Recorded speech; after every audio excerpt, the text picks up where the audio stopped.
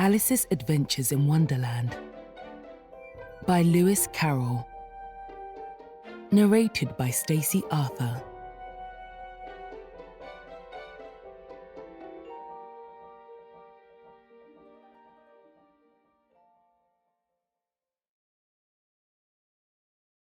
Chapter 1. Down the Rabbit Hole. Alice was beginning to get very tired of sitting by her sister on the bank, and of having nothing to do. Once or twice she had peeped into the book her sister was reading, but it had no pictures or conversations in it. "What is the use of a book," thought Alice, "without pictures or conversations?" So she was considering in her own mind, as well as she could, for the hot day made her feel very sleepy and stupid, whether the pleasure of making a daisy chain would be worth the trouble of getting up and picking the daisies, when suddenly a white rabbit with pink eyes ran close by her. There was nothing so very remarkable in that, nor did Alice think it so very much out of the way to hear the rabbit say to itself, oh dear, I shall be late." When she thought it over afterwards, it occurred to her that she ought to have wondered at this, but at the time it all seemed quite natural. But when the rabbit actually took a watch out of its waistcoat pocket and looked at it and then hurried on, Alice started to her feet, for it flashed across her mind that she had never before seen a rabbit with either a waistcoat pocket or a watch to take out of it, and burning with curiosity, she ran across the field after it, and fortunately was just in time to see it pop down a large rabbit hole under the hedge. In another moment, down went Alice after it, never once considering how in the world she was to get out again.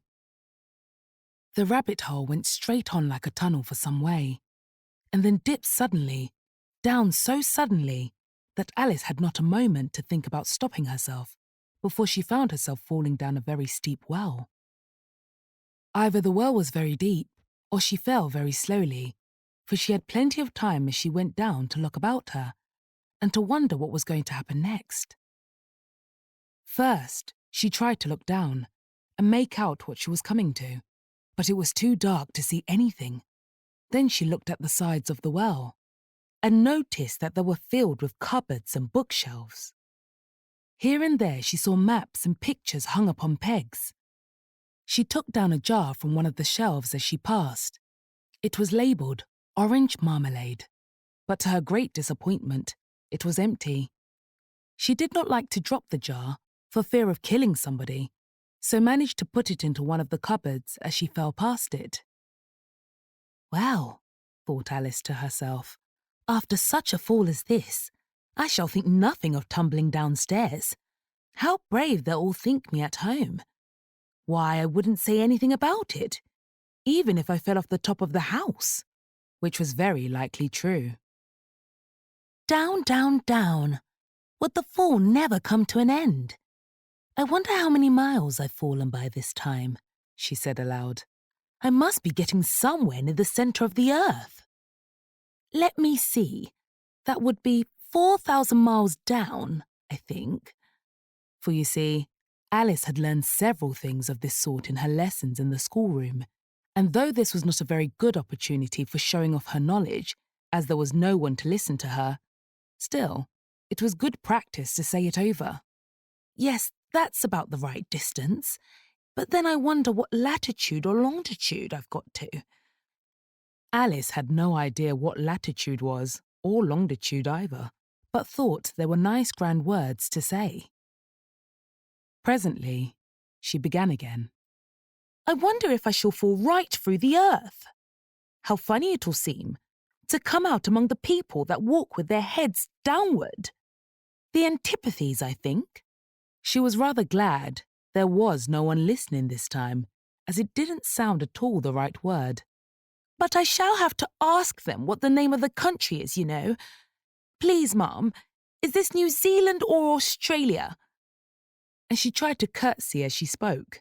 Fancy curtsying as you're falling through the air. Do you think you could manage it? "And what an ignorant little girl she'll think me. No, it'll never do to ask. Perhaps I shall see it written up somewhere." Down, down, down. There was nothing else to do, so Alice soon began talking again. Dinah will miss me very much tonight, I should think. Dinah was the cat. I hope they'll remember her saucer of milk at tea time. Dinah, my dear, I wish you were down here with me. There are no mice in the air, I'm afraid, but you might catch a bat, and that's very like a mouse, you know. But do cats eat bats, I wonder? And here, Alice began to get rather sleepy and went on saying to herself in a dreamy sort of way, Do cats eat bats? Do cats eat bats? And sometimes, do bats eat cats?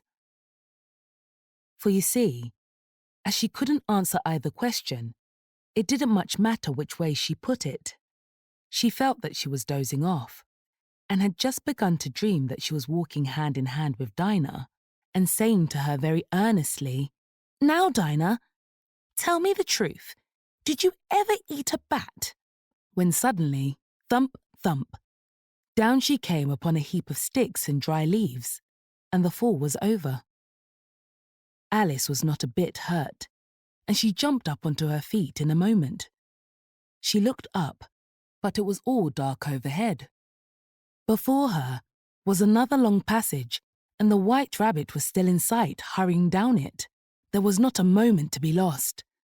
Away went Alice like the wind, and was just in time to hear it say, as it turned a corner, Oh, my ears and whiskers, how late it's getting! She was close behind it when she turned the corner, but the rabbit was no longer to be seen.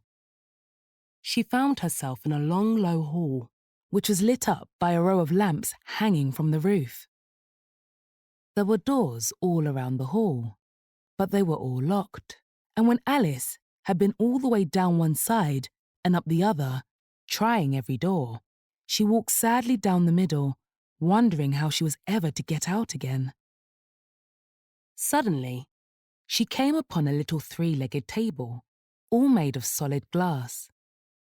There was nothing on it except a tiny golden key, and Alice's first thought was that it might belong to one of the doors of the hall. But alas, either the locks were too large or the key was too small. But at any rate, it would not open any of them. However, the second time round, she came upon a low curtain she had not noticed before, and behind it was a little door, about 15 inches high. She tried the little golden key in the lock, and to her great delight, it fitted. Alice opened the door and found that it led into a small passage, not much larger than a rat hole. She knelt down and looked along the passage into the loveliest garden you ever saw. How she longed to get out of that dark hall and wander about among those beds of bright flowers and those cool fountains. But she could not even get her head through the doorway. And even if my head would go through, thought poor Alice, it would be of very little use without my shoulders. Oh, how I wish I could shut up like a telescope. I think I could, if I only know how to begin. For you see, so many out-of-the-way things had happened lately that Alice had begun to think that very few things indeed were really impossible. There seemed to be no use in waiting by the little door, so she went back to the table, half hoping she might find another key on it, or at any rate, a book of rules for shutting people up like telescopes. This time, she found a little bottle on it. Which certainly was not here before, said Alice, and round the neck of the bottle was a paper label with the words, Drink me, beautifully printed on it in large letters. It was all very well to say drink me, but the wise little Alice was not going to do that in a hurry. No, I'll look first, she said, and see whether it's marked poison or not, for she had read several nice little histories about children who had got burnt and eaten up by wild beasts and other unpleasant things, all because they would not remember the simple rules their friends had taught them, such as that a red-hot poker will burn you if you hold it too long, and that if you cut your finger very deeply with a knife, it usually bleeds, And she had never forgotten that, if you drink much from a bottle marked poison, it is almost certain to disagree with you, sooner or later. However, this bottle was not marked poison, so Alice ventured to taste it, and finding it very nice, it had, in fact, a sort of mixed flavour of cherry tart, custard, pineapple, roast turkey, toffee, and hot buttered toast. She very soon finished it off. "What a curious feeling," said Alice. "I must be shutting up like a telescope." And so it was indeed. She was now only 10 inches high, and her face brightened up at the thought that she was now the right size for going through the little door into that lovely garden. First, however, she waited for a few minutes to see if she was going to shrink any further. She felt a little nervous about this. "For it might end, you know," said Alice to herself, "in my going out altogether, like a candle. I wonder what I should be like then." And she tried to fancy what the flame of a candle is like after the candle is blown out, for she could not remember ever having seen such a thing.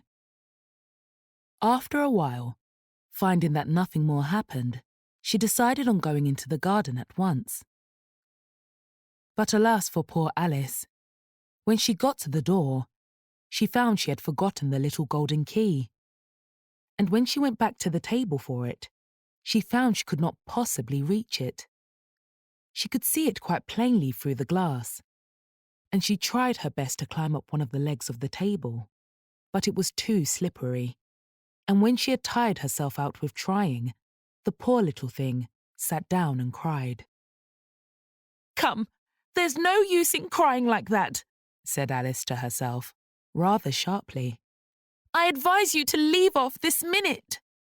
She generally gave herself very good advice, though she very seldom followed it, and sometimes she scolded herself so severely as to bring tears into her eyes. And once she remembered trying to box her own ears for having cheated herself in a game of croquet she was playing against herself. For this curious child was very fond of pretending to be two people. "But it's no use now," thought poor Alice, "to pretend to be two people. Why, there's hardly enough of me left to make one respectable person." Soon, her eye fell on a little glass box that was lying under the table. She opened it and found in it a very small cake, on which the words, "Eat me," were beautifully marked in currants. "Well, I'll eat it," said Alice. "And if it makes me grow larger, I can reach the key. And if it makes me grow smaller, I can creep under the door. So either way, I'll get into the garden. And I don't care which happens." She ate a little bit and said anxiously to herself, "Which way? Which way?" holding her hand on top of her head to feel which way it was growing. And she was quite surprised to find that she remained the same size. To be sure, this generally happens when one eats cake. But Alice had got so much into the way of expecting nothing but out-of-the-way things to happen that it seemed quite dull and stupid for life to go on in the common way. So she set to work and very soon finished off the cake. Chapter 2. The Pool of Tears. "Curiouser and curiouser," cried Alice. She was so much surprised that for the moment she quite forgot how to speak good English. "Now I'm opening out like the largest telescope that ever was. Goodbye, feet." For when she looked down at her feet, they seemed to be almost out of sight. They were getting so far off. "Oh, my poor little feet. I wonder who will put on your shoes and stockings for you now, dears. I'm sure I shan't be able. I shall be a great deal too far off to trouble myself about you. You must manage the best way you can." "But I must be kind to them," thought Alice.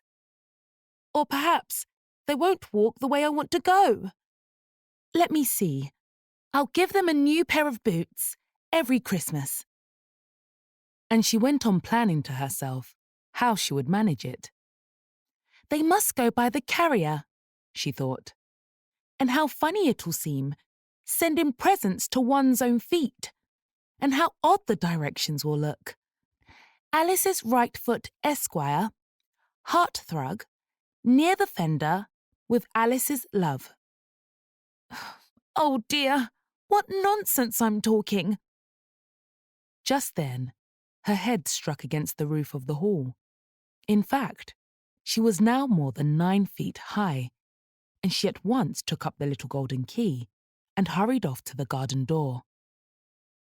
Poor Alice. It was as much as she could do, lying down on one side to look through into the garden with one eye, but to get through was more hopeless than ever. She sat down and began to cry again. You ought to be ashamed of yourself, said Alice. A great girl like you. She might well say this. To go on crying in this way. Stop this moment, I tell you. But she went on all the same, shedding gallons of tears until there was a large pool all around her, about 4 inches deep and reaching half down the hall. After a time, she heard a little pattering of feet in the distance, and she hastily dried her eyes to see what was coming. It was the White Rabbit returning, splendidly dressed, with a pair of white kid gloves in one hand and a large fan in the other. He came trotting along in a great hurry, muttering to himself as he came, Oh, the Duchess, the Duchess! Oh, won't she be savage if I've kept her waiting? Alice felt so desperate that she was ready to ask help of anyone. So when the rabbit came near her, she began in a low, timid voice. If you please, sir. The rabbit started violently, dropped the white kid gloves and the fan, and scurried away into the darkness as hard as he could go. Alice took up the fan and gloves, and as the hall was very hot, she kept fanning herself all the time she went on talking. Dear, dear, how queer everything is today. And yesterday things went on just as usual. I wonder if I've been changed in the night. Let me think. Was I the same when I got up this morning? I almost think I can remember feeling a little different. But if I'm not the same, the next question is, who in the world am I? Oh, that's the great puzzle. And she began thinking over all the children she knew that were of the same age as herself, to see if she could have been changed for any of them. I'm sure I'm not Ada, she said, for her hair goes in such long ringlets, and mine doesn't go in ringlets at all. And I'm sure I can't be Mabel, for I know all sorts of things, and she knows such a very little. Besides, she's she, and I'm I, and, oh dear, how puzzling it all is. I'll try if I know all the things I used to know. Let me see. 4 times 5 is 12, and 4 times 6 is 13, and 4 times 7 is... Oh dear, I shall never get to 20 at that rate. However, the multiplication table doesn't signify. Let's try geography. London is the capital of Paris, and Paris is the capital of Rome, and Rome... No, that's all wrong, I'm certain. I must have been changed for Mabel. I'll try and say, how doth the little... And she crossed her hands on her lap, as if she were saying lessons, and began to repeat it, but her voice sounded hoarse and strange, and the words did not come the same as they used to do. How doth the little crocodile improve his shining tail, and pour the waters of the Nile on every golden scale? How cheerfully he seems to grin, how neatly spread his claws, and welcome little fishes in with gently smiling jaws. I'm sure those are not the right words, said poor Alice, and her eyes filled with tears again as she went on. I must be Mabel after all, and I shall have to go and live in that poky little house and have next to no toys to play with and, oh, ever so many lessons to learn. No, I've made up my mind about it. If I'm able, I'll stay down here. It'll be no use their putting their heads down and saying, "Come up again, dear." I shall only look up and say, "Who am I then? Tell me that first. And then, if I like being that person, I'll come up. If not, I'll stay down here till I'm somebody else."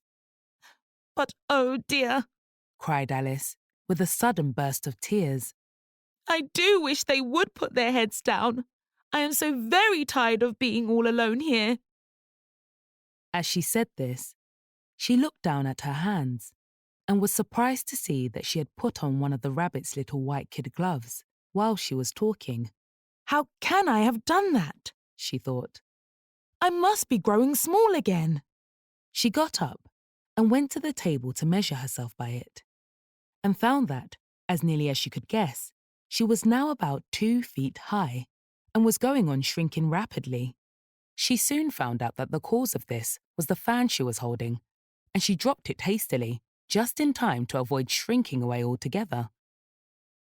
That was a narrow escape, said Alice, a good deal frightened at the sudden change, but very glad to find herself still in existence. And now for the garden. And she ran with all speed back to the little door. But alas, the little door was shut again, and the little golden key was lying on the glass table as before. And things are worse than ever, thought the poor child. For I never was so small as this before, never. And I declare it's too bad, that it is. As she said these words, her foot slipped, and in another moment, splash! She was up to her chin in salt water. Her first idea was that she had somehow fallen into the sea. And in that case, I can go back by railway, she said to herself. Alice had been to the seaside once in her life, and had come to the general conclusion that wherever you go to on the English coast, you find a number of bathing machines in the sea, some children digging in the sand with wooden spades, then a row of lodging houses, and behind them, a railway station. However, she soon made out that she was in the pool of tears which she had wept when she was 9 feet high. I wish I hadn't cried so much, said Alice, as she swam about, trying to find her way out. I shall be punished for it now, I suppose, by being drowned in my own tears. That will be a queer thing, to be sure. However, everything is queer today. Just then, she heard something splashing about in the pool a little way off, and she swam nearer to make out what it was. At first, she thought it must be a walrus or a hippopotamus, but then she remembered how small she was now, and she soon made out that it was only a mouse that had slipped in like herself. Would it be of any use now, thought Alice, to speak to this mouse?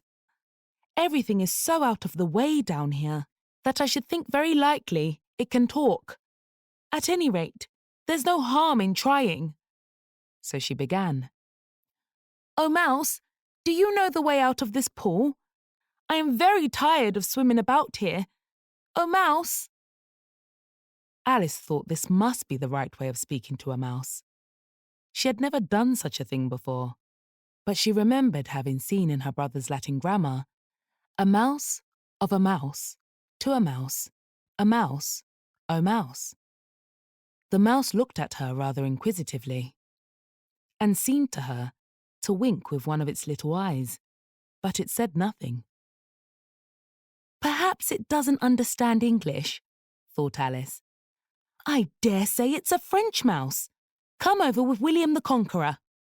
For with all her knowledge of history, Alice had no very clear notion how long ago anything had happened.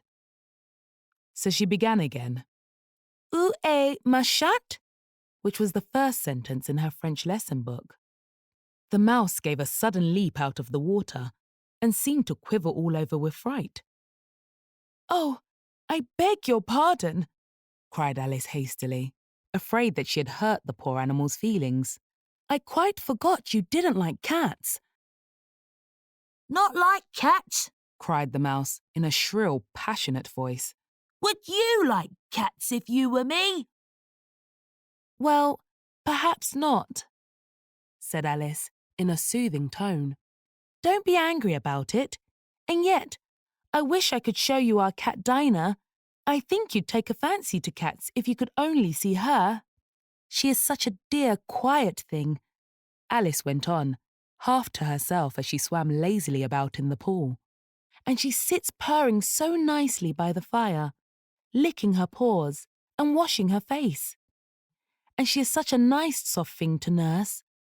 And she's such a capital one for catching mice. Oh, I beg your pardon," cried Alice again, for this time the mouse was bristling all over, and she felt certain it must be really offended. "We won't talk about her any more, if you'd rather not," We indeed. cried the mouse, who was trembling down to the end of his tail. As if I would talk on such a subject. Our family always hated cats. Nasty, low, vulgar things. Don't let me hear the name again.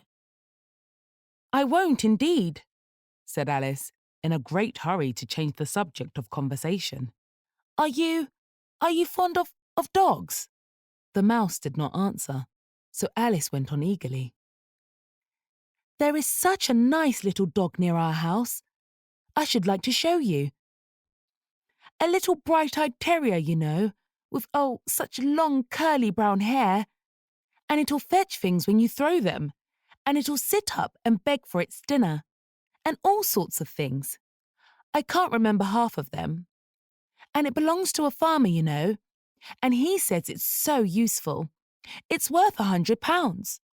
He says it kills all the rats and—" "Oh dear," cried Alice in a sorrowful tone. "I'm afraid I've offended it again," for the mouse was swimming away from her as hard as it could go, and making quite a commotion in the pool as it went. So she called softly after it, "Mouse dear, do come back again, and we won't talk about cats or dogs either, if you don't like them." When the mouse heard this, it turned round and swam slowly back to her. Its face was quite pale, with passion, Alice thought, and it said in a low, trembling voice, Let us get to the shore, and then I'll tell you my history, and you'll understand why it is I hate cats and dogs. It was high time to go, for the pool was getting quite crowded with the birds and animals that had fallen into it. There was a duck and a dodo, a lorry and an eaglet, and several other curious creatures. Alice led the way, and the whole party swam to the shore. Chapter 3. A Caucus Race and a Long Tail. They were indeed a queer-looking party that assembled on the bank. The birds with draggled feathers, the animals with their fur clinging close to them, and all dripping wet, cross, and uncomfortable. The first question, of course, was how to get dry again. They had a consultation about this, and after a few minutes, it seemed quite natural to Alice to find herself talking familiarly with them, as if she had known them all her life. Indeed, she had quite a long argument with the lorry, who at last turned sulky and would only say, I am older than you and must know better. And this Alice would not allow without knowing how old it was. And as the lorry positively refused to tell its age, there was no more to be said. At last the mouse, who seemed to be a person of authority among them, called out, Sit down, all of you, and listen to me. I'll soon make you dry enough. They all sat down at once, in a large ring with the mouse in the middle. Alice kept her eyes anxiously fixed on it, for she felt sure she would catch a bad cold if she did not get dry very soon. Ahem, said the mouse with an important air. Are you all ready? This is the driest thing I know. Silence all around, if you please. William, the Conqueror, whose cause was favoured by the Pope, was soon submitted to by the English, who wanted leaders, and had been, of late, much accustomed to usurpation and conquest. Edwin and Morcar, the Earls of Mercia and Northumbria. Ugh, said the lorry with a shiver. I beg your pardon, said the mouse, frowning, but very politely. Did you speak? Not I, said the lorry hastily. I thought you did, said the mouse. I proceed. Edwin and Morcar, the Earls of Mercia and Northumbria, declared for him, and even Stigand, the patriotic Archbishop of Canterbury, found it advisable. Found what? said the duck. Found it, the mouse replied, rather crossly. Of course you know what it means. I know what it means well enough when I find a thing, said the duck. It's generally a frog or a worm. The question is, what did the Archbishop find? The mouse did not notice this question, but hurriedly went on. Found it advisable to go with Edgar Atheling to meet William and offer him the crown. William's conduct at first was moderate, but the insolence of his Normans— How are you getting on now, my dear? It continued, turning to Alice as it spoke. As wet as ever, said Alice in a melancholy tone. It doesn't seem to dry me at all. In that case, said the dodo solemnly, rising to its feet, I move that the meeting adjourn for the immediate adoption of more energetic remedies. Speak English, said the eaglet. I don't know the meaning of half those long words, and what's more, I don't believe you do either. And the eaglet bent down its head to hide a smile. Some of the other birds tittered audibly. What I was going to say, said the dodo in an offended tone, was that the best thing to get us dry would be a caucus race. What is a caucus race? Said Alice. Not that she wanted much to know, but the dodo had paused, as if it thought that somebody ought to speak, and no one else seemed inclined to say anything. Why, said the dodo, the best way to explain it is to do it. And as you might like to try the thing yourself some winter day, I will tell you how the dodo managed it. First, it marked out a racecourse in a sort of circle. The exact shape doesn't matter, it said. And then all the party were placed along the course, here and there. There was no 1, 2, 3, and away, but they began running when they liked, and left off when they liked, so that it was not easy to know when the race was over. However, when they had been running half an hour or so, and were quite dry again, the dodo suddenly called out, "The race is over!" And they all crowded round it, panting and asking, "But who has won?" This question the dodo could not answer, without a great deal of thought, and it sat for a long time, with one finger pressed upon its forehead, the position in which you usually see Shakespeare in the pictures of him, while the rest waited in silence. At last, the dodo said, "Everybody has won, and all must have prizes." "But who is to give the prizes?" quite a chorus of voices asked. "Why, she, of course," said the dodo, pointing to Alice with one finger, and the whole party at once crowded round her, calling out in a confused way, "Prizes! Prizes!" Alice had no idea what to do, and in despair, she put her hand in her pocket and pulled out a box of comfits. Luckily, the salt water had not got into it, and handed them round as prizes. There was exactly one apiece all round. "But she must have a prize herself, you know," said the mouse. "Of course," the dodo replied, very gravely. What else have you got in your pocket? He went on, turning to Alice. Only a thimble, said Alice sadly. Hand it over here, said the dodo. Then they all crowded round her once more, while the dodo solemnly presented the thimble, saying, We beg your acceptance of this elegant thimble. And when it had finished this short speech, they all cheered.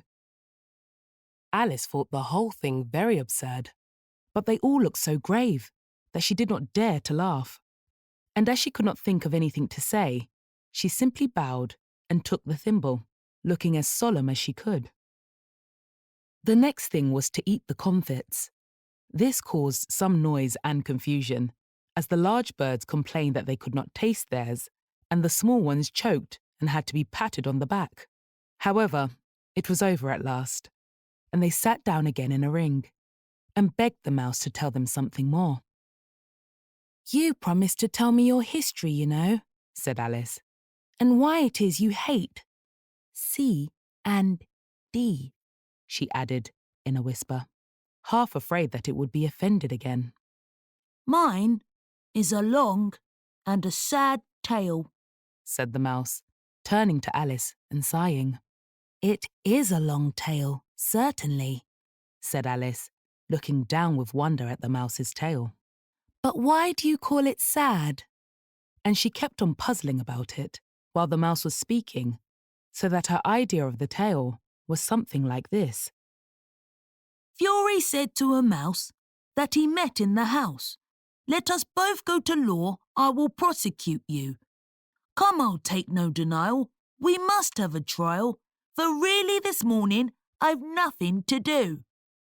Said the mouse to the cur, Such a trial, dear sir, with no jury or judge, would be wasting our breath. I'll be judge, I'll be jury, said cunning old Fury. I'll try the whole cause and condemn you to death.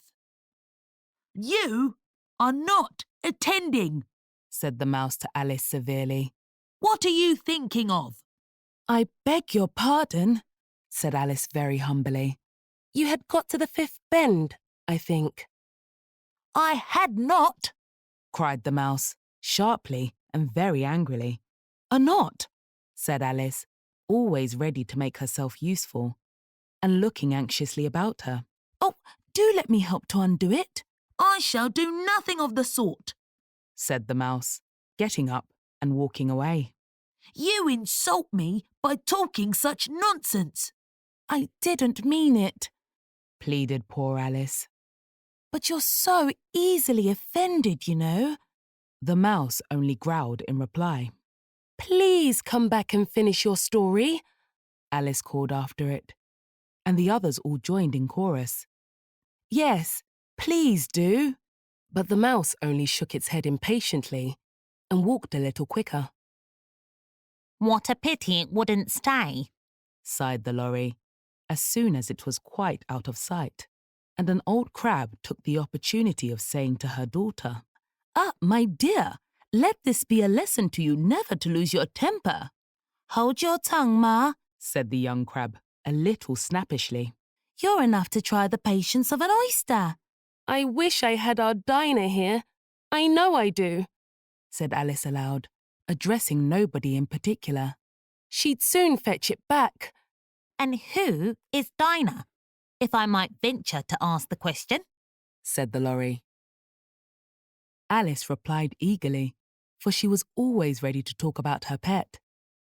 Dinah's our cat, and she's such a capital one for catching mice, you can't think. And I wish you could see her after the birds. Why, she'll eat a little bird as soon as look at it. This speech caused a remarkable sensation among the party. Some of the birds hurried off at once. One old magpie began wrapping itself up very carefully, remarking, I really must be getting home. The night air doesn't suit my throat. And a canary called out in a trembling voice to its children, Come away, my dears. It's high time you were all in bed. On various pretexts, they all moved off, and Alice was soon left alone.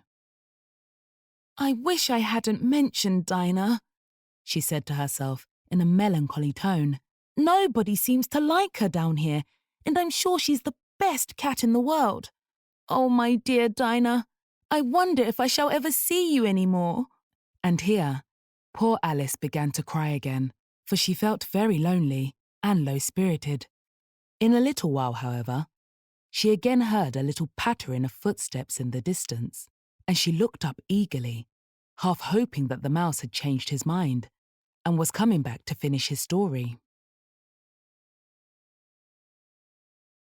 Chapter 4. The Rabbit Sends in a Little Bill. It was the White Rabbit, trotting slowly back again and looking anxiously about as it went, as if it had lost something.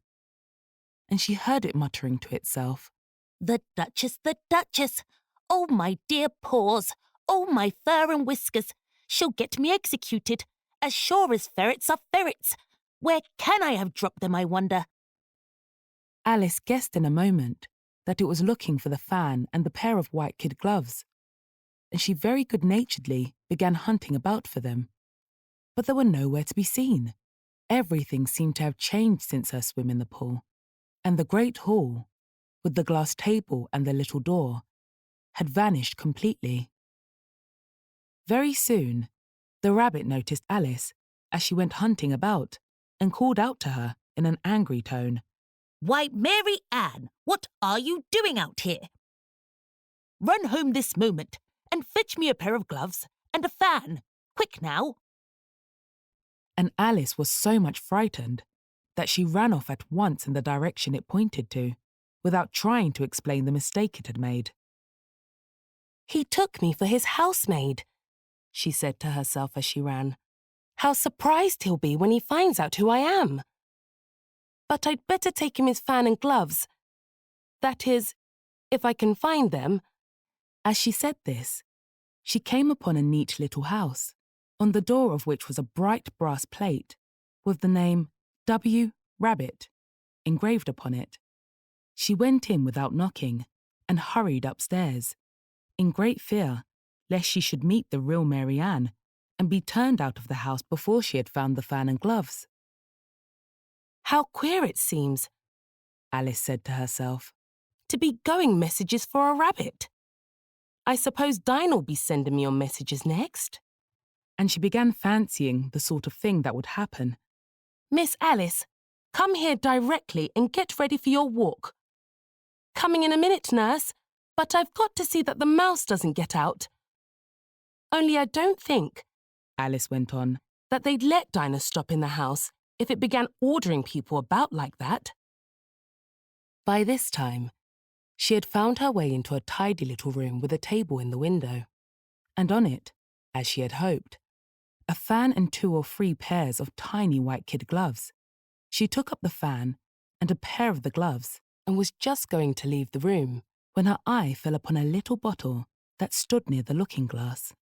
There was no label this time with the words, "Drink me," but nevertheless, she uncorked it and put it to her lips. I know something interesting is sure to happen, she said to herself, whenever I eat or drink anything. So I'll just see what this bottle does. I do hope it'll make me grow large again, for really, I'm quite tired of being such a tiny little thing. It did so indeed, and much sooner than she had expected. Before she had drank half the bottle, she found her head pressing against the ceiling and had to stoop to save her neck from being broken. She hastily put down the bottle, saying to herself, That's quite enough. I hope I shan't grow any more. As it is, I can't get out at the door. I do wish I hadn't drunk quite so much.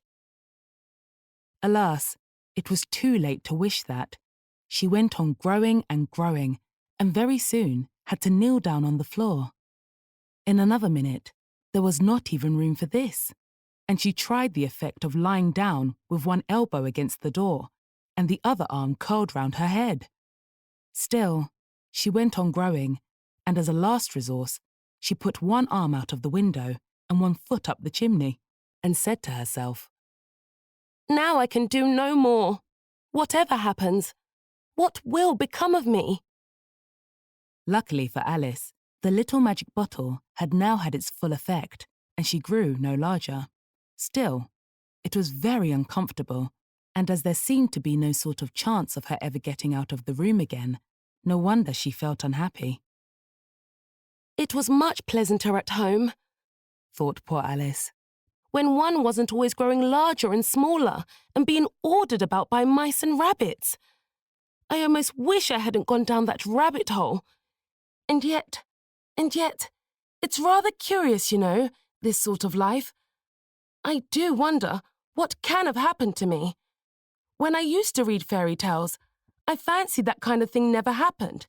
And now, here I am, in the middle of one. There ought to be a book written about me. That there ought. And when I grow up, I'll write one. But I'm grown up now, she added in a sorrowful tone. At least, there's no room to grow up any more here. But then, thought Alice, shall I never get any older than I am now? That'll be a comfort one way, never to be an old woman. But then, always to have lessons to learn. Oh, I shouldn't like that. Oh, you foolish Alice, she answered herself. How can you learn lessons in here? Why, there's hardly room for you, and no room at all for any lesson books. And so she went on, taking first one side and then the other, and making quite a conversation of it altogether. But after a few minutes, she heard a voice outside and stopped to listen. Mary Ann, said the voice. Fetch me my gloves this moment. Then came a little pattering of feet on the stairs. Alice knew it was the rabbit coming to look for her, and she trembled till she shook the house, quite forgetting that she was now about 1,000 times as large as the rabbit, and had no reason to be afraid of it. Presently, the rabbit came up to the door and tried to open it, but as the door opened inwards, and Alice's elbow was pressed hard against it, that attempt proved a failure. Alice heard it say to itself, Then I'll go round and get in at the window. That you won't, thought Alice, and after waiting till she fancied she'd heard the rabbit just under the window, she suddenly spread out her hand and made a snatch in the air. She did not get hold of anything, but she heard a little shriek and a fall and a crash of broken glass, from which she concluded that it was just possible it had fallen into a cucumber frame or something of the sort. Next came an angry voice, the rabbit's. Pat, where are you? And then a voice she had never heard before. Sure, then I'm here, digging for apples, Your Honour. Digging for apples indeed, said the rabbit angrily. Here, come and help me out of this. Sounds of more broken glass.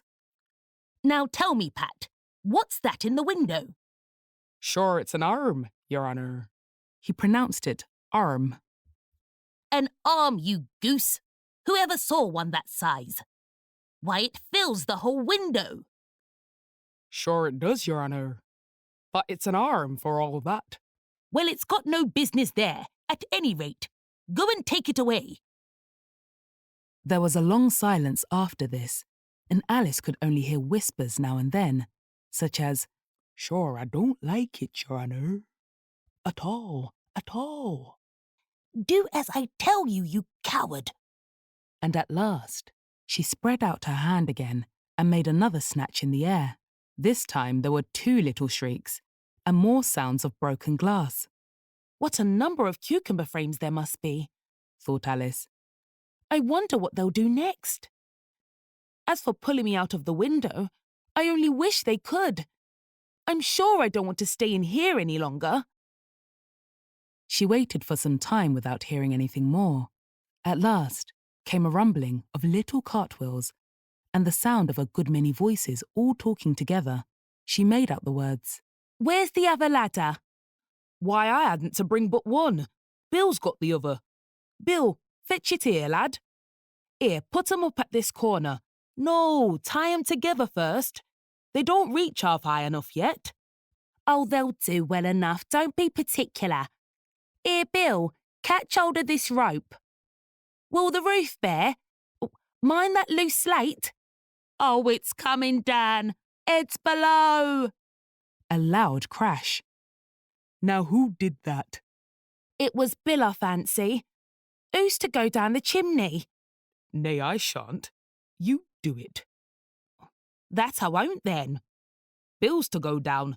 Here, Bill, the master says you're to go down the chimney.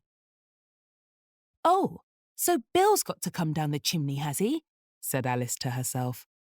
Shy they seem to put everything upon Bill. I wouldn't be in Bill's place for a good deal. This fireplace is narrow, to be sure, but I think I can kick a little. She drew her foot as far down the chimney as she could and waited till she heard a little animal. She couldn't guess of what sort it was, scratching and scrambling about in the chimney close above her. Then, saying to herself, "This is Bill," she gave one sharp kick and waited to see what would happen next.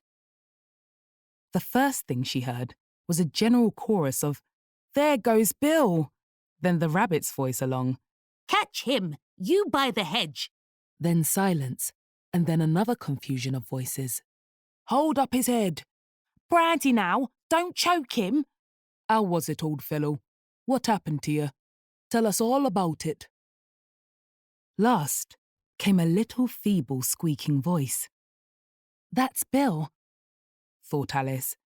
"Well, I hardly know. No more, thank ye. I'm better now, but I'm a deal too flustered to tell you. All I know is something comes at me like a jack-in-the-box, and up I goes like a skyrocket." "So you did, old fellow," said the others. We must burn the house down. Said the rabbit's voice. And Alice called out as loud as she could, "If you do, I'll set Dinah at you." There was a dead silence instantly, and Alice thought to herself, I wonder what they will do next. If they had any sense, they'd take the roof off. After a minute or two, they began moving about again, and Alice heard the rabbit say, A barrelful will do, to begin with. A barrelful of what? thought Alice, but she had not long to doubt, for the next moment, a shower of little pebbles came rattling in at the window, and some of them hit her in the face. I'll put a stop to this, she said to herself, and shouted out, You'd better not do that again, which produced another dead silence. Alice noticed with some surprise that the pebbles were all turning into little cakes as they lay on the floor, and a bright idea came into her head. If I eat one of these cakes, she thought, it's sure to make some change in my size, and as it can't possibly make me larger, it must make me smaller, I suppose. So she swallowed one of the cakes and was delighted to find that she began shrinking directly. As soon as she was small enough to get through the door, she ran out of the house and found quite a crowd of little animals and birds waiting outside. The poor little lizard Bill was in the middle, being held up by 2 guinea pigs, who were giving it something out of a bottle. They all made a rush at Alice the moment she appeared, but she ran off as hard as she could and soon found herself safe in a thick wood. The first thing I've got to do, said Alice to herself, as she wandered about in the wood, is to grow to my right size again, and the second thing is to find my way into that lovely garden. I think that will be the best plan. It sounded an excellent plan, no doubt, and very neatly and simply arranged.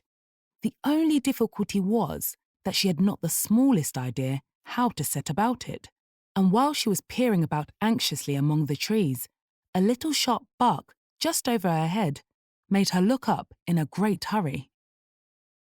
An enormous puppy was looking down at her with large round eyes and feebly stretching out one paw, trying to touch her. Poor little thing, said Alice in a coaxing tone, and she tried hard to whistle to it, but she was terribly frightened all the time at the thought that it might be hungry, in which case it would be very likely to eat her up, in spite of all her coaxing. Hardly knowing what she did, she picked up a little bit of stick and held it out to the puppy, whereupon the puppy jumped into the air off all its feet at once, with a yelp of delight, and rushed at the stick, and made believe to worry it. Then Alice dodged behind a great thistle to keep herself from being run over, and the moment she appeared on the other side, the puppy made another rush at the stick and tumbled head over heels in its hurry to get hold of it.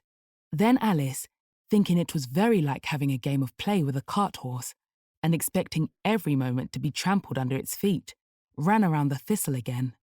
Then the puppy began a series of short charges at the stick, running a very little way forwards each time and a long way back, and barking hoarsely all the while, till at last it sat down a good way off panting, with its tongue hanging out of its mouth and its great eyes half shut.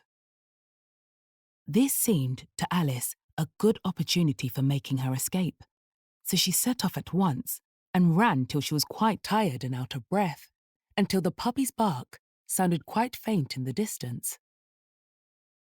"And yet, what a dear little puppy it was," said Alice, as she leant against a buttercup to rest herself and fanned herself with one of the leaves.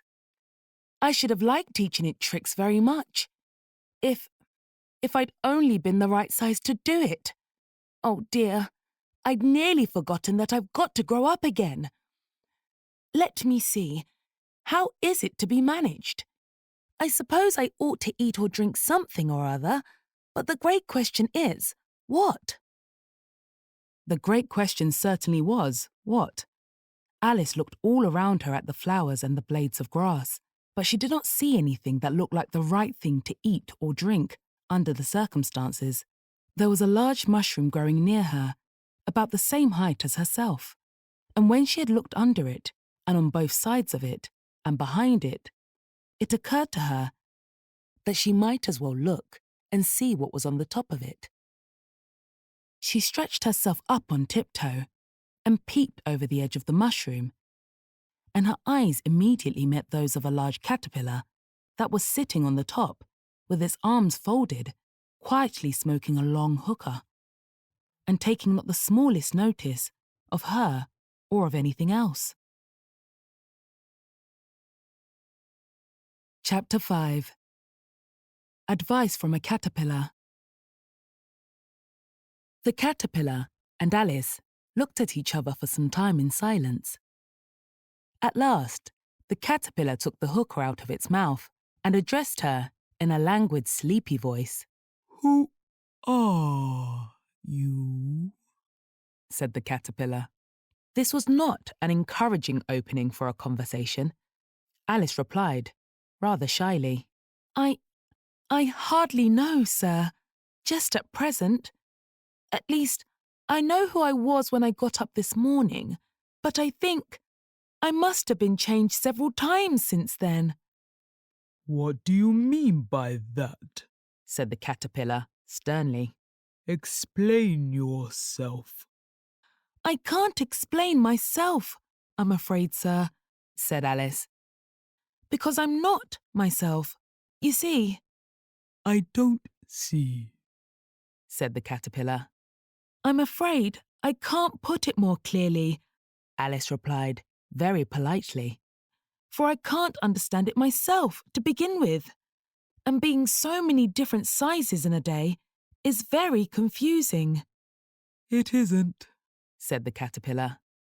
"Well, perhaps you haven't found it so yet," said Alice. "But when you have to turn into a chrysalis, you will some day, you know, and then after that into a butterfly, I should think you'll feel it a little queer, won't you?" "Not a bit," said the caterpillar.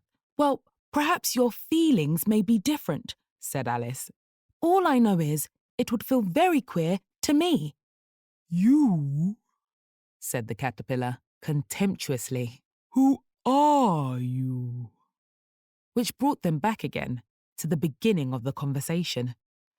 Alice felt a little irritated at the caterpillars making such very short remarks, and she drew herself up and said very gravely, "I think you ought to tell me who you are first."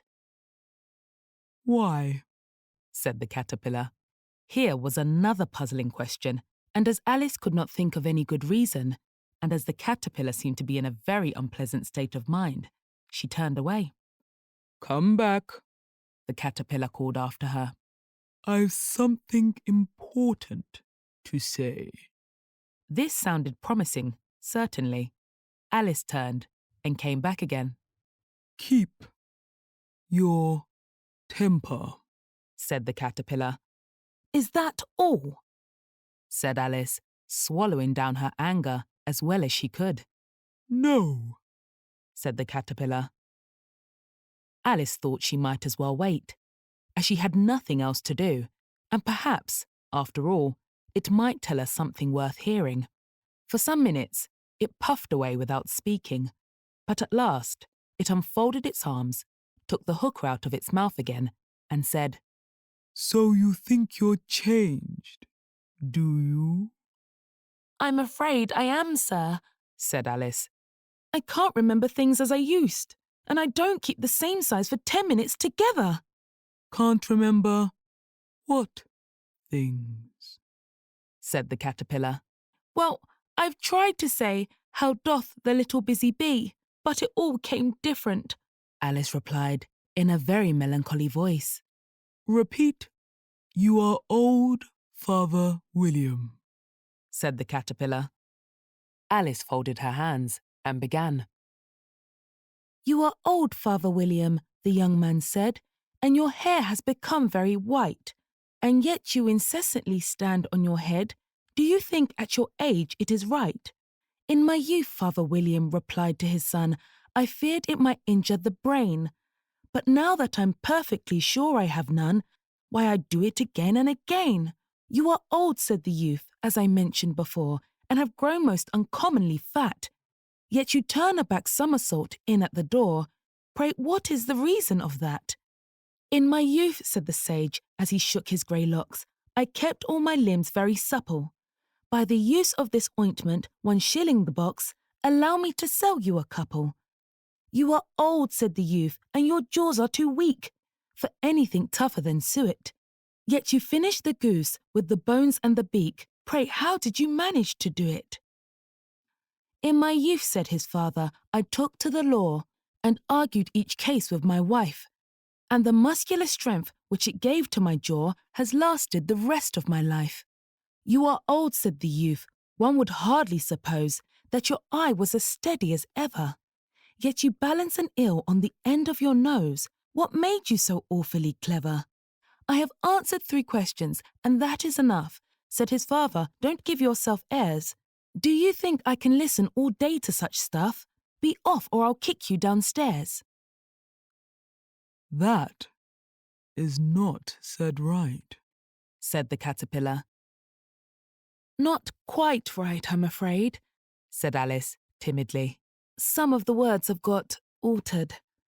It is wrong from beginning to end, said the caterpillar decidedly, and there was silence for some minutes. The caterpillar was the first to speak. What size do you want to be? It asked. Oh, I'm not particular as to size, Alice hastily replied. Only one doesn't like changing so often, you know? I don't know, said the caterpillar. Alice said nothing. She had never been so much contradicted in her life before, and she felt that she was losing her temper. Are you content now? said the caterpillar. Well, I should like to be a little larger, sir, if you wouldn't mind, said Alice. 3 inches is such a wretched height to be. It is a very good height indeed, said the caterpillar, angrily, rearing itself upright as it spoke. It was exactly 3 inches high. But I'm not used to it, pleaded poor Alice in a piteous tone, and she thought of herself. I wish the creatures wouldn't be so easily offended. You'll get used to it in time, said the caterpillar, and it put the hooker into its mouth and began smoking again. This time, Alice waited patiently until it chose to speak again. In a minute or 2, the caterpillar took the hooker out of its mouth, and yawned once or twice and shook itself. Then it got down off the mushroom and crawled away in the grass, merely remarking as it went, One side will make you grow taller, and the other side will make you grow shorter. "One side of what? The other side of what?" thought Alice to herself. Of the mushroom, said the caterpillar, just as if she had asked it aloud, and in another moment it was out of sight. Alice remained looking thoughtfully at the mushroom for a minute, trying to make out which were the two sides of it.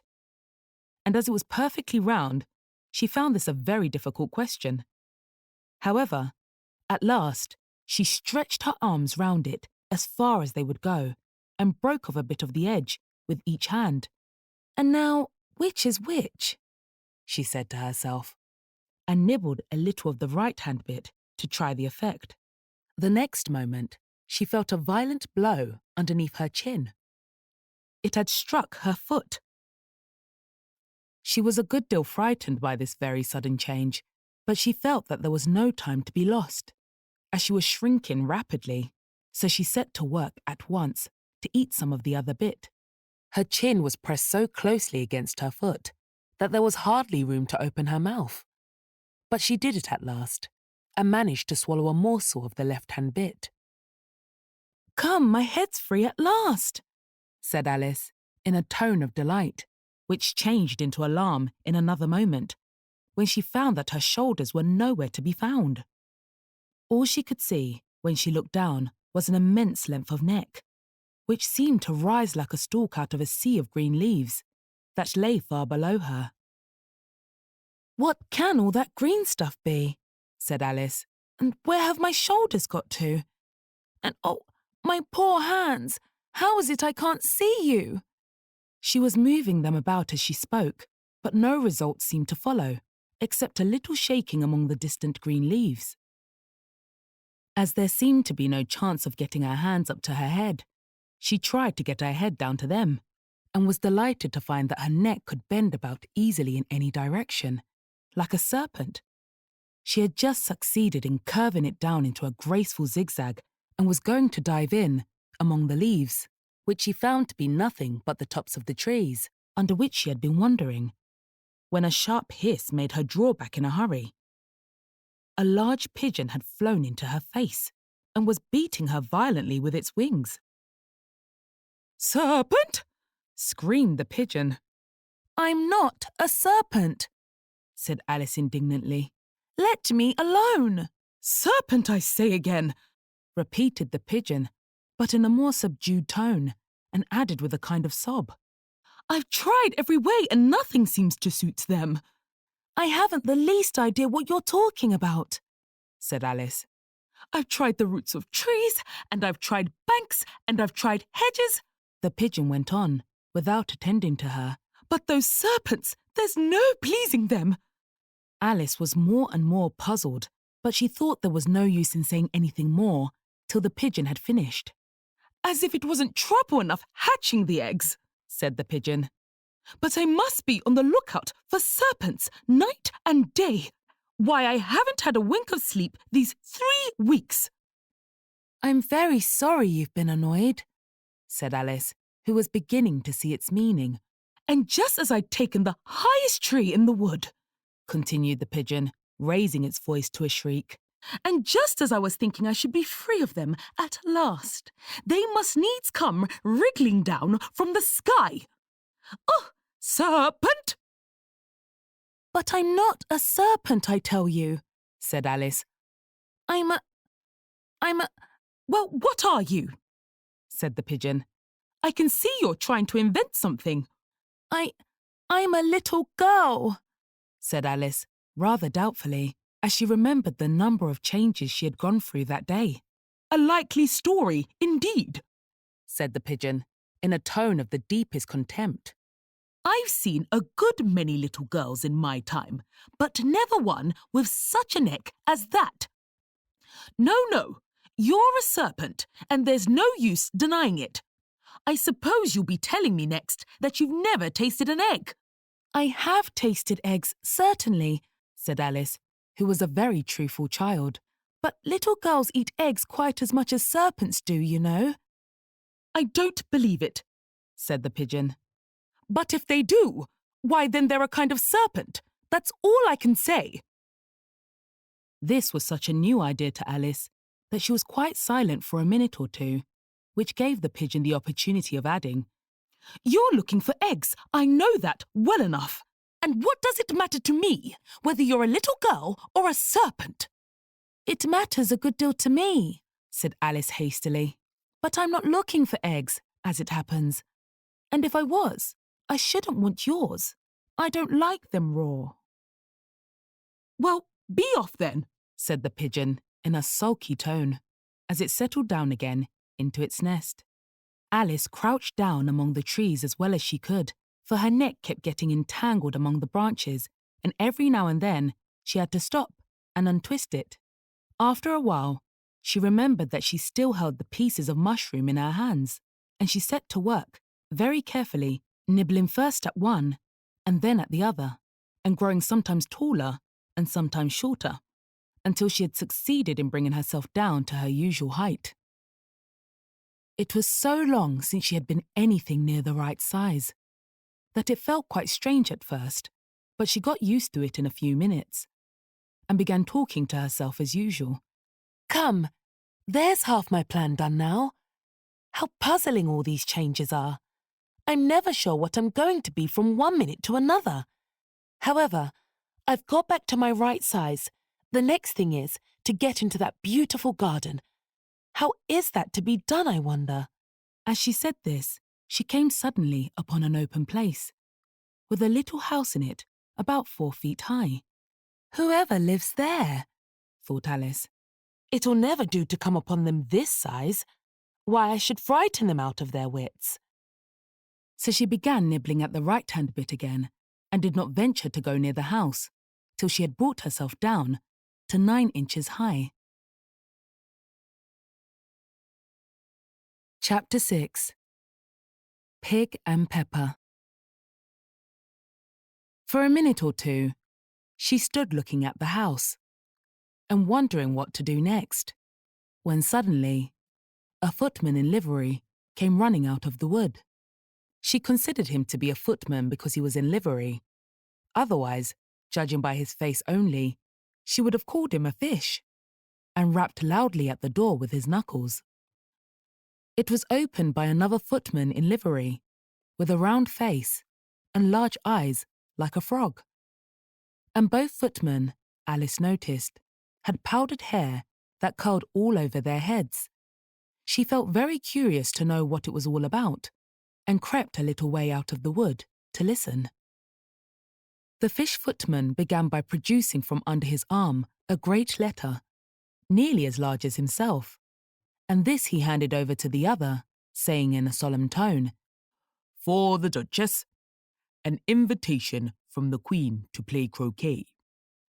The frog footman repeated in the same solemn tone, only changing the order of the words a little. "From the Queen, an invitation for the Duchess to play croquet." Then they both bowed low, and their curls got entangled together.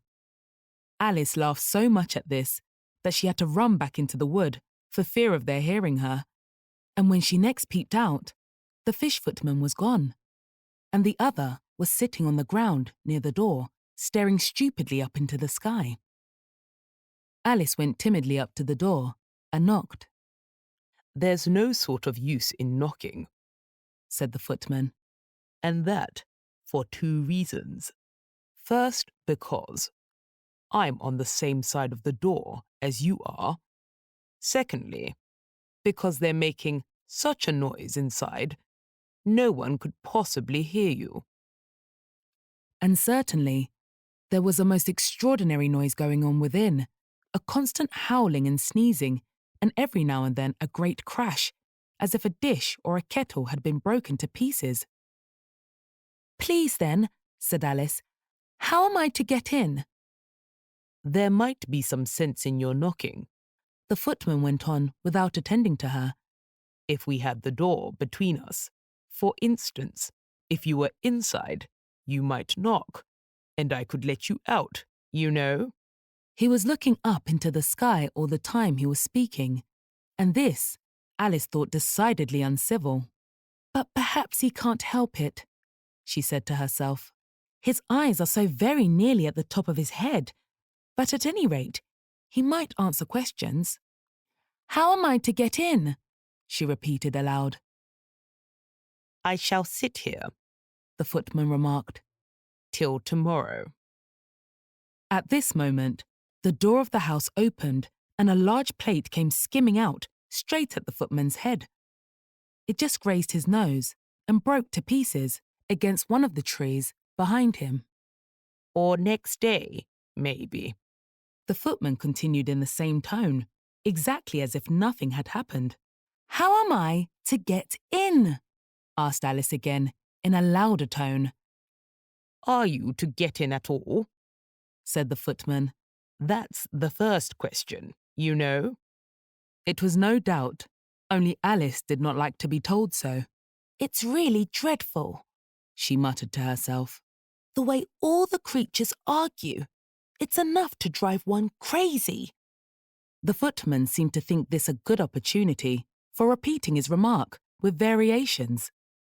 I shall sit here, He said. on and off, for days and days. But what am I to do?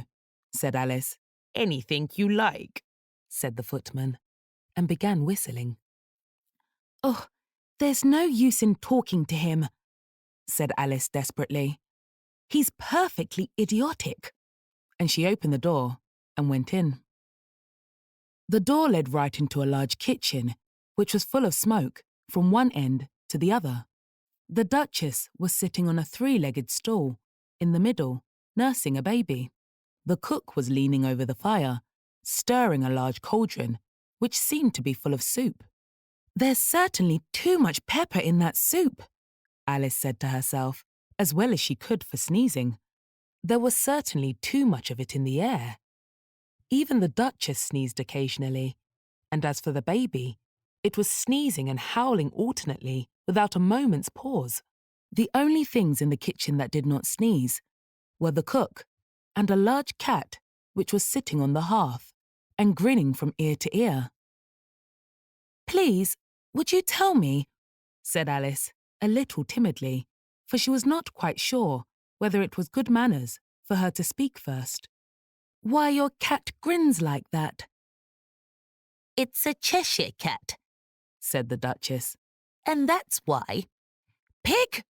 She said the last word with such sudden violence that Alice quite jumped, but she saw in another moment that it was addressed to the baby and not to her. So she took courage and went on again. I didn't know that Cheshire cats always grinned. In fact, I didn't know that cats could grin. They all can, Said the Duchess. and most of them do. I don't know of any that do, Alice said very politely, feeling quite pleased to have got into a conversation. You don't know much, Said the Duchess. and that's a fact. Alice did not at all like the tone of this remark and thought it would be as well to introduce some other subject of conversation. While she was trying to fix on one, the cook took the cauldron of soup off the fire and at once set to work, throwing everything within her reach at the Duchess and the baby. The fire irons came first, then followed a shower of saucepans, plates and dishes. The Duchess took no notice of them, even when they hit her, and the baby was howling so much already that it was quite impossible to say whether the blows hurt it or not. Oh, please mind what you're doing, cried Alice, jumping up and down in an agony of terror. Oh, there goes his precious nose! As an unusually large saucepan flew close by it and very nearly carried it off. If everybody minded their own business, The Duchess said in a hoarse growl. the world would go round a deal faster than it does. Which would not be an advantage, said Alice, who felt very glad to get an opportunity of showing off a little of her knowledge. Just think of what work it would make, with the day and night. You see, The Earth takes 24 hours to turn round on its axis.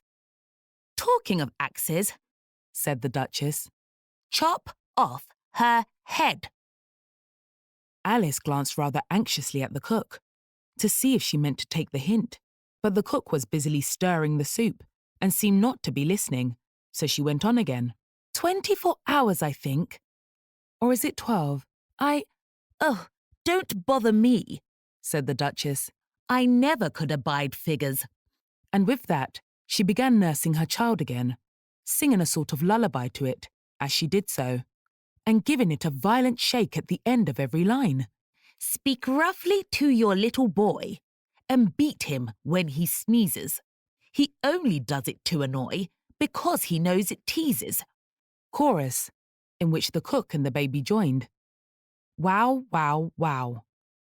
While the Duchess sang the second verse of the song, she kept tossing the baby violently up and down, and the poor little thing howled so that Alice could hardly hear the words.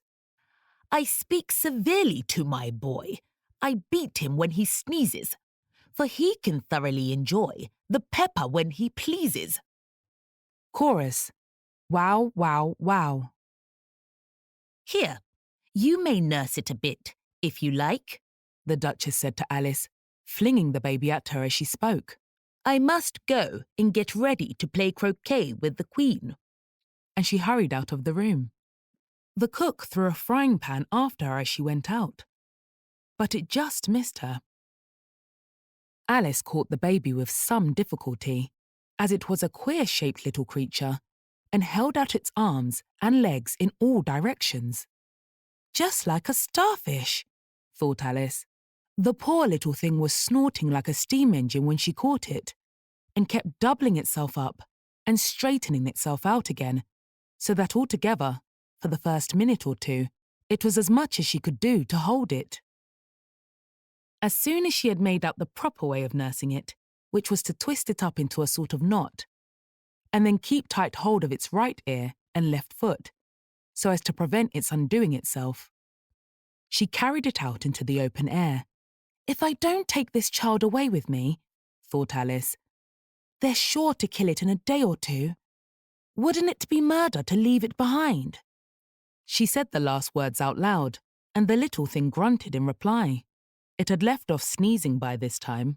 Don't grunt, said Alice. That's not at all a proper way of expressing yourself. The baby grunted again, and Alice looked very anxiously into its face to see what was the matter with it. There could be no doubt that it had a very turn-up nose, much more like a snout than a real nose. Also, its eyes were getting extremely small for a baby. Altogether, Alice did not like the look of the thing at all. But perhaps it was only sobbing, she thought, and looked into its eyes again to see if there were any tears. No, there were no tears. If you're going to turn into a pig, my dear, said Alice, seriously, I'll have nothing more to do with you. Mind now. The poor little thing sobbed again, or grunted. It was impossible to say which. And they went on for some while, in silence. Alice was just beginning to think to herself, now what am I to do with this creature when I get it home? When it grunted again so violently that she looked down into its face in some alarm. This time, there could be no mistake about it. It was neither more nor less than a pig, and she felt that it would be quite absurd for her to carry it further. So she set the little creature down and felt quite relieved to see it trot away quietly into the wood. If it had grown up, she said to herself, it would have made a dreadfully ugly child, but it makes rather a handsome pig, I think. And she began thinking over other children she knew who might do very well as pigs, and was just saying to herself, if one only knew the right way to change them, when she was a little startled by seeing the Cheshire Cat sitting on a bough of a tree a few yards off. The cat only grinned when it saw Alice. It looked good-natured, she thought. Still, it had very long claws and a great many teeth, so she felt that it ought to be treated with respect. Cheshire Puss, she began rather timidly, as she did not at all know whether it would like the name. However, it only grinned a little wider. Come, it's pleased so far, thought Alice, and she went on. Would you tell me, please, which way I ought to go from here? That depends a good deal on where you want to get to, said the cat. I don't much care where, said Alice. Then it doesn't matter which way you go, said the cat. So long as I get somewhere, Alice added, as an explanation. Oh, you're sure to do that, said the cat. If you only walk long enough. Alice felt that this could not be denied, so she tried another question. What sort of people live about here? In that direction, the cat said, waving its right paw round. Lives a hatter. And in that direction, waving the other paw, lives a March hare. Visit either you like. They're both mad. But I don't want to go among mad people, Alice remarked. Oh, you can't help that, said the cat. We're all mad here. I'm mad. You're mad. How do you know I'm mad? Said Alice. You must be, said the cat, or you wouldn't have come here. Alice didn't think that proved it at all. However, she went on. And how do you know that you're mad? To begin with, said the cat, a dog's not mad. You grant that? I suppose so, said Alice. Well then, the cat went on.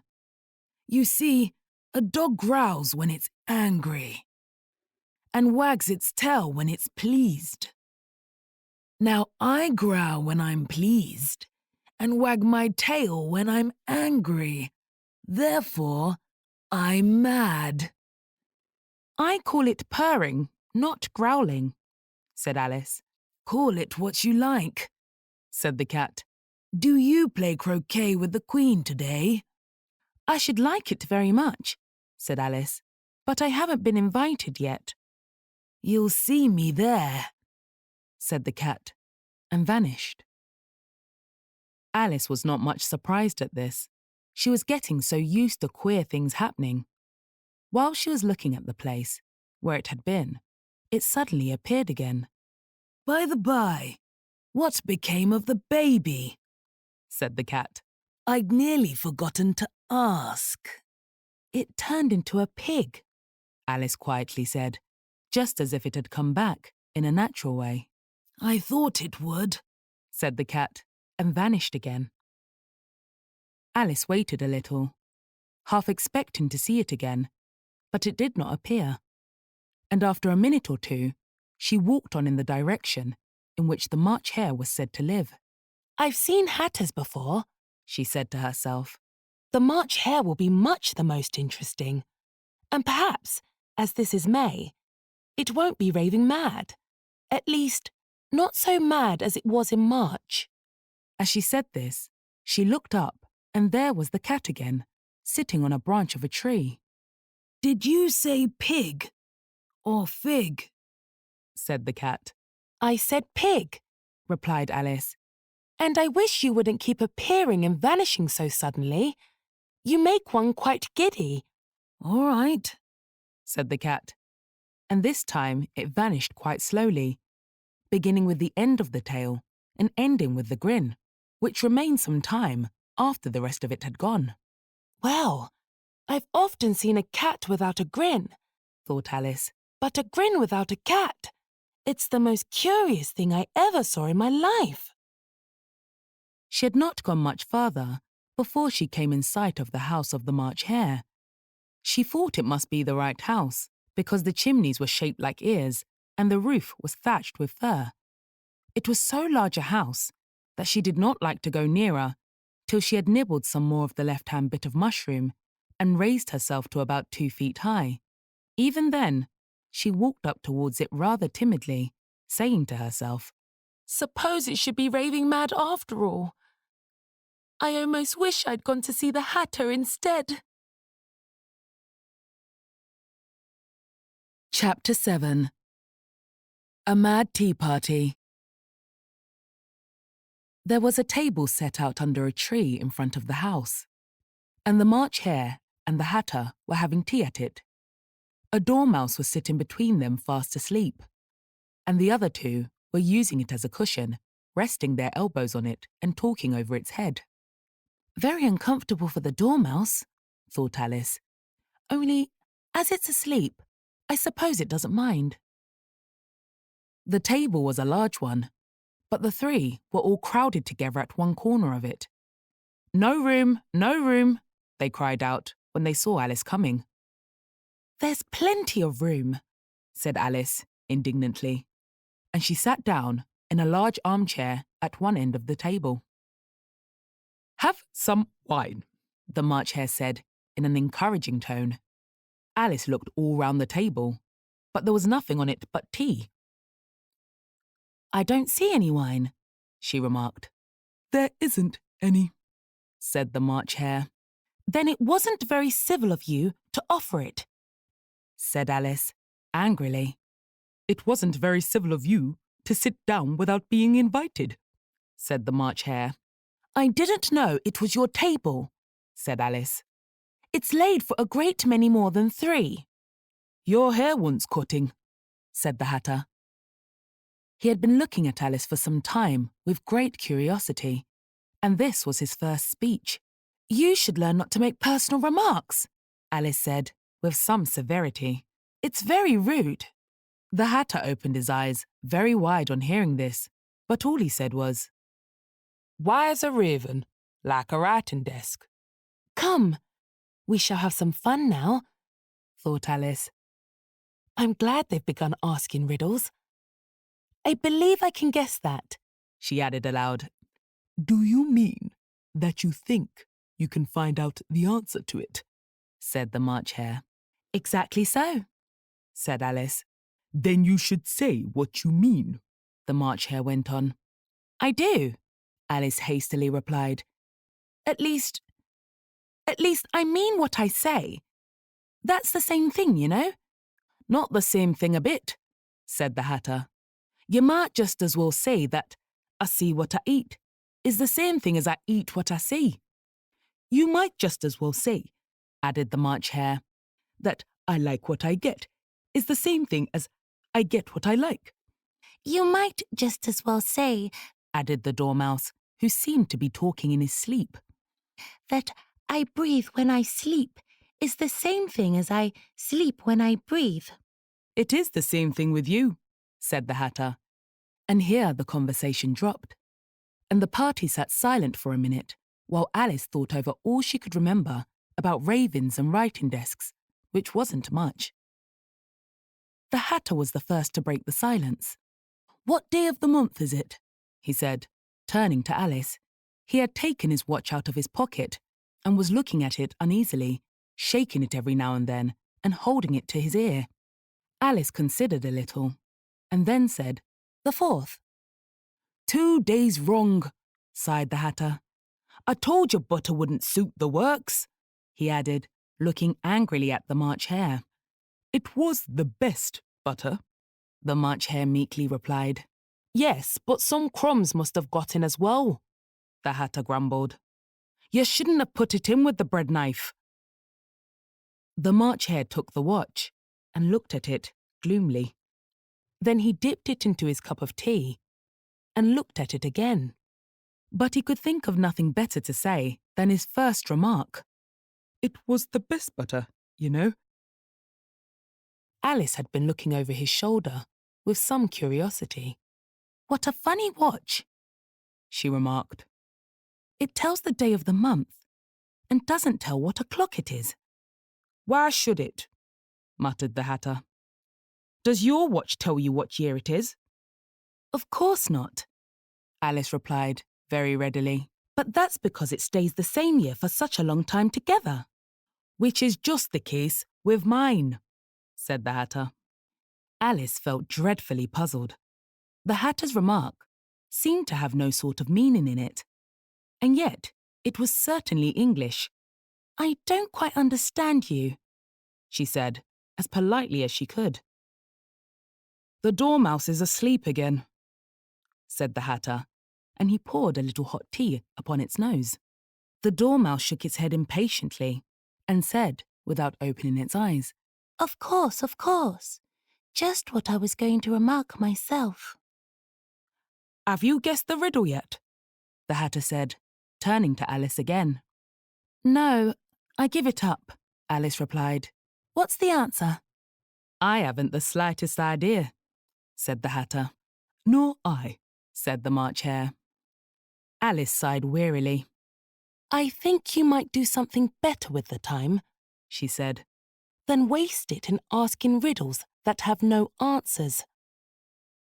"If you knew time as well as I do," said the Hatter, "you wouldn't talk about wasting it. It's him." "I don't know what you mean," said Alice. "Of course you don't," the Hatter said, tossing his head contemptuously. "I dare say you never even spoke to time." "Perhaps not," Alice cautiously replied. "But I know I have to beat time when I learn music." "Ah, that accounts for it," said the Hatter. "He won't stand beating. Now, if you only kept on good terms with him, he'd do almost anything he liked with the clock. For instance, suppose it were 9 o'clock in the morning, just time to begin lessons. You'd only have to whisper a hint to time, and round goes the clock in a twinkling. 1:30, time for dinner." "I only wish it was," the March Hare said to itself in a whisper. "That would be grand, certainly," said Alice thoughtfully. "But then, I shouldn't be hungry for it, you know." "Not at first, perhaps," said the Hatter. "But you could keep it to 1:30, as long as you liked." "Is that the way you manage?" Alice asked. The Hatter shook his head mournfully. "Not I," he replied. "We quarrelled last March. Just before he went mad, you know," pointing with his teaspoon at the March Hare. "It was at the great concert given by the Queen of Arts, and I had to sing, 'Twinkle, twinkle, little bat, how I wonder what you're at.' You know the song, perhaps." "I've heard something like it," said Alice. "It goes on, you know," the Hatter continued, "in this way. Up above, the world you fly, like a tea tray in the sky. Twinkle, twinkle." Here, the Dormouse shook itself and began singing in its sleep. Twinkle, twinkle, twinkle, twinkle. And went on so long that they had to pinch it to make it stop. "Well, I'd hardly finished the first verse," said the Hatter, when the Queen jumped up and bawled out, "He's murdering the time! Off with his head!"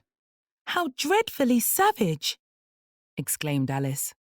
And ever since that, the Hatter went on in a mournful tone. "He won't do a thing I ask. It's always 6 o'clock now." A bright idea came into Alice's head. "Is that the reason so many tea things are put out here?" she asked. "Yes, that's it," said the Hatter, with a sigh. "It's always tea time, and we've no time to wash the things between whiles." "Then you keep moving round, I suppose," said Alice. "Exactly so," said the Hatter, "as the things get used up." "But what happens when you come to the beginning again?" Alice ventured to ask. Suppose we change the subject, the March Hare interrupted, yawning.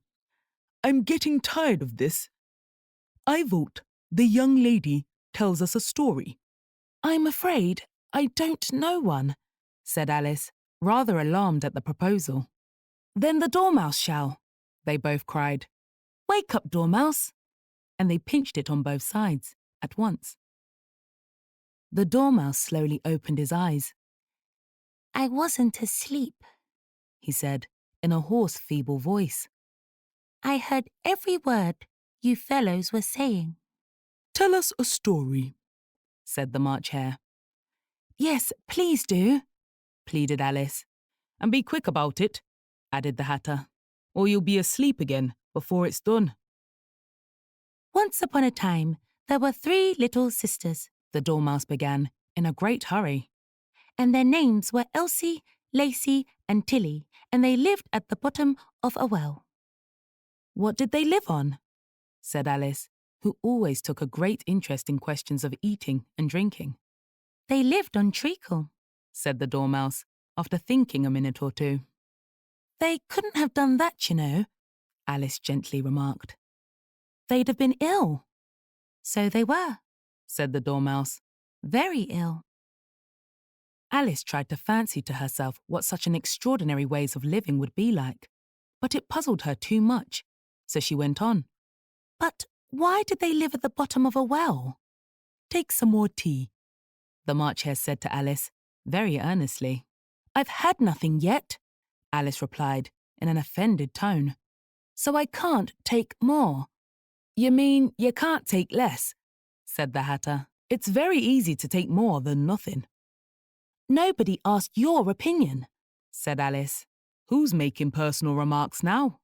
The Hatter asked triumphantly. Alice did not quite know what to say to this, so she helped herself to some tea and bread and butter, and then turned to the Dormouse and repeated her question. Why did they live at the bottom of a well? The Dormouse again took a minute or two to think about it, and then said, It was a treacle well. There's no such thing. Alice was beginning very angrily, but the Hatter and the March Hare went, Shh, shh, and the Dormouse sulkily remarked, If you can't be civil, you'd better finish the story for yourself. No, please go on, Alice said, very humbly. I won't interrupt again.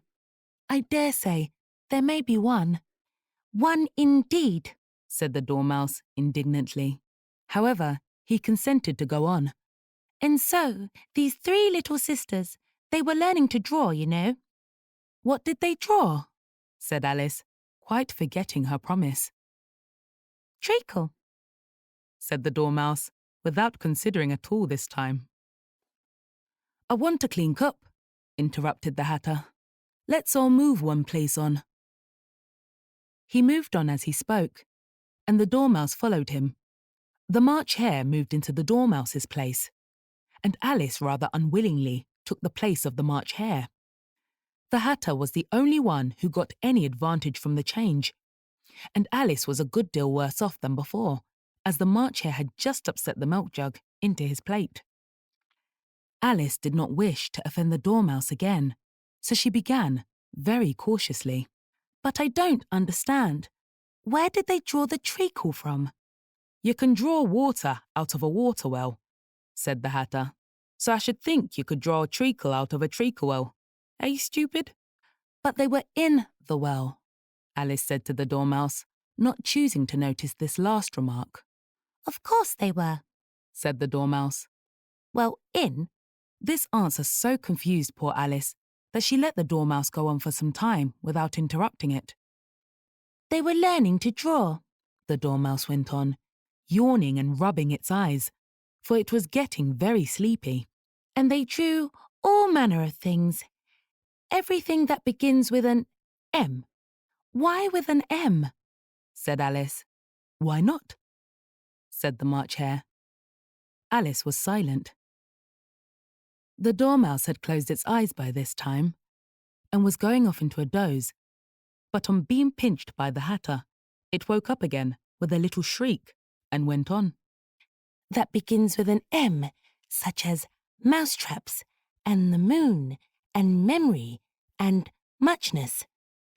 You know you say things are much of a muchness. Did you ever see such a thing as a drawing of a muchness? Really? Now you ask me, said Alice, very much confused. I don't think.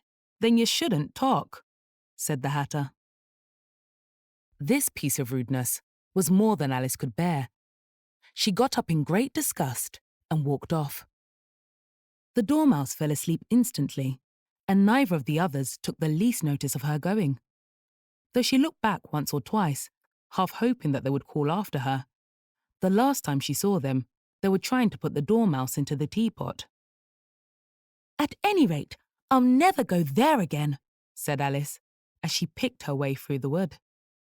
It's the stupidest tea party I ever was at in all my life. Just as she said this, she noticed that one of the trees had a door leading right into it. That's very curious, she thought. But everything's curious today. I think I may as well go in at once. and in she went. Once more, she found herself in the long hall and close to the little glass table.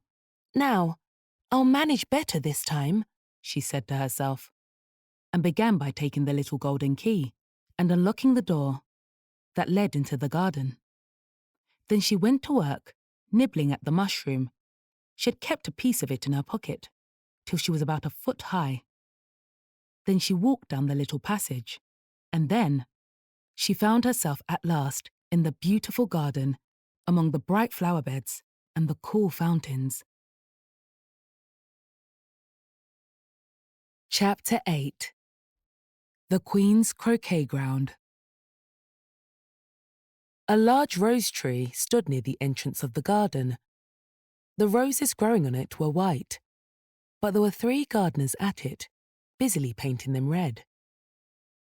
Alice thought this a very curious thing, and she went nearer to watch them. And just as she came up to them, she heard one of them say, Look out now, Five. Don't go splashing paint over me like that. I couldn't help it, said Five in a sulky tone. 7 jogged my elbow. On which 7 looked up and said, That's right, 5. Always lay the blame on others. You'd better not talk, said 5. I heard the Queen say only yesterday you deserve to be beheaded. What for? said the one who had spoken first. That's none of your business, 2, said 7.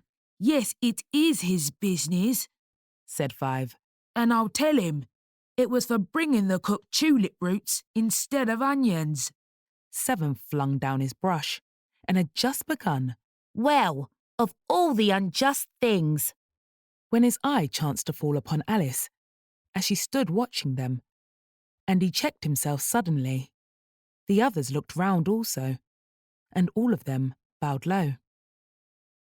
Would you tell me, said Alice, a little timidly, why you are painting those roses?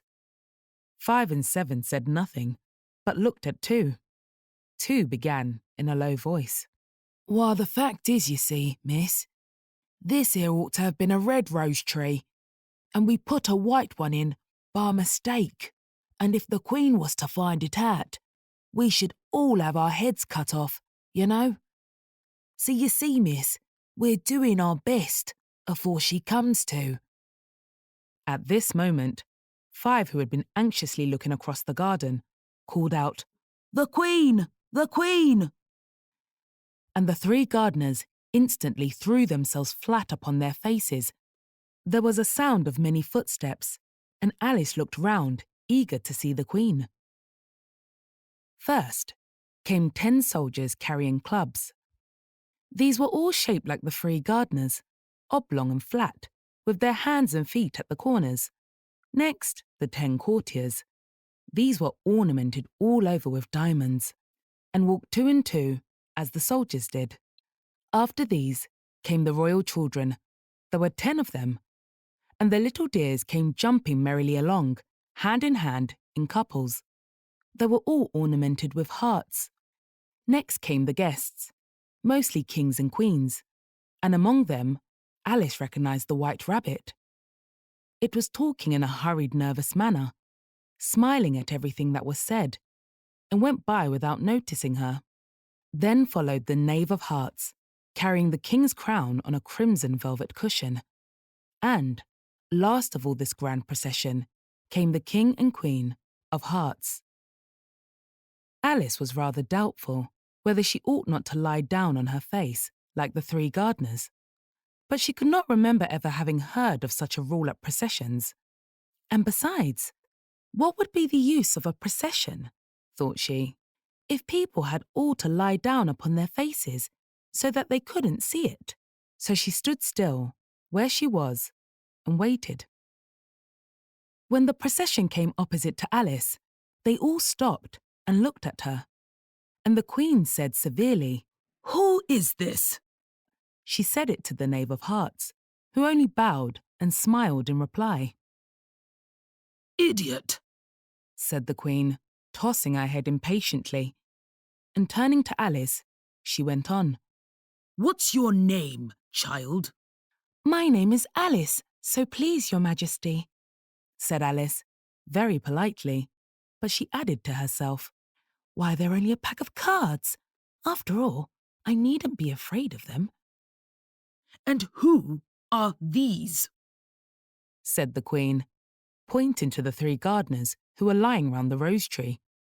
For you see, as they were lying on their faces and the pattern on their backs was the same as the rest of the pack, she could not tell whether they were gardeners, or soldiers, or courtiers, or 3 of her own children.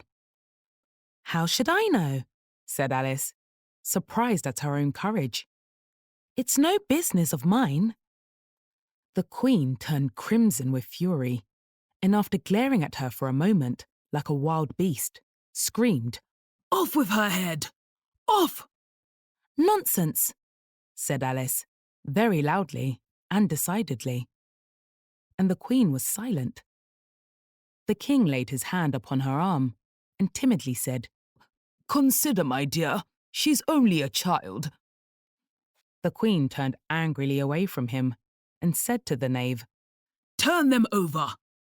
The knave did so, very carefully, with one foot. Get up, said the Queen in a shrill, loud voice, and the 3 gardeners instantly jumped up and began bowing to the King, the Queen, the royal children, and everybody else. Leave off that, screamed the Queen. You make me giddy. And then, turning to the rose tree, she went on. What have you been doing here? May it please your Majesty, said 2, in a very humble tone, going down on one knee as he spoke. We were trying. I see, said the Queen, who had meanwhile been examining the roses. Off with their heads! And the procession moved on, 3 of the soldiers remaining behind to execute the unfortunate gardeners, who ran to Alice for protection. You shan't be beheaded, said Alice, and she put them into a large flower pot that stood near. The 3 soldiers wandered about for a minute or 2, looking for them, and then quietly marched off after the others. Are their heads off? Shouted the Queen. Their heads are gone, if it please your Majesty, the soldiers shouted in reply. That's right, shouted the Queen. Can you play croquet? The soldiers were silent and looked at Alice, as the question was evidently meant for her. Yes, shouted Alice. Come on then, roared the Queen, and Alice joined the procession, wondering very much what would happen next. It's a very fine day, said a timid voice at her side. She was walking by the White Rabbit, who was peeping anxiously into her face. Very, said Alice. Where's the Duchess? Hush, hush, said the Rabbit in a low, hurried tone. He looked anxiously over his shoulder as he spoke, and then raised himself upon tiptoe, put his mouth close to her ear, and whispered, She's under sentence of execution. What for? Said Alice. Did you say, what a pity? The Rabbit asked. No, I didn't, said Alice. I don't think it's at all a pity. I said, what for? She boxed the Queen's ears, the Rabbit began. Alice gave a little scream of laughter. Oh, hush! The Rabbit whispered in a frightened tone. The Queen will hear you. You see, she came rather late, and the Queen said, Get to your places, shouted the Queen in a voice of thunder, and people began running about in all directions, tumbling up against each other. However, they got settled down in a minute or 2, and the game began. Alice thought she had never seen such a curious croquet ground in her life. It was all ridges and furrows. The balls were live hedgehogs, the mallets live flamingos, and the soldiers had to double themselves up and to stand on their hands and feet to make the arches. The chief difficulty Alice found at first was in managing her flamingo. She succeeded in getting its body tucked away comfortably enough under her arm, with its legs hanging down. But generally, just as she had got its neck nicely straightened out and was going to give the hedgehog a blow with its head, it would twist itself round and look up in her face with such a puzzled expression that she could not help bursting out laughing. And when she had got its head down and was going to begin again, it was very provoking to find that the hedgehog had unrolled itself and was in the act of crawling away. Besides all this, there was generally a ridge or furrow in the way, wherever she wanted to send the hedgehog to. And as the doubled-up soldiers were always getting up and walking off to other parts of the ground, Alice soon came to the conclusion that it was a very difficult game indeed. The players all played at once, without waiting for turns, quarrelling all the while, and fighting for the hedgehogs, and in a very short time, the Queen was in a furious passion, and went stamping about and shouting, "Off with his head!" or "Off with her head!" about once in a minute. Alice began to feel very uneasy. To be sure, she had not as yet had any dispute with the Queen, but she knew that it might happen any minute. And then, thought she, what would become of me? They're dreadfully fond of beheading people here. The great wonder is that there's anyone left alive. She was looking about for some way of escape and wondering whether she could get away without being seen, when she noticed a curious appearance in the air. It puzzled her very much at first, but after watching it a minute or two, she made it out to be a grin, and she said to herself, "It's the Cheshire Cat. Now I shall have somebody to talk to." "How are you getting on?" said the cat, as soon as there was mouth enough for it to speak with. Alice waited till the eyes appeared, and then nodded. It's no use speaking to it, she thought, till its ears have come, or at least one of them. In another minute, the whole head appeared, and then Alice put down her flamingo and began an account of the game, feeling very glad she had someone to listen to her.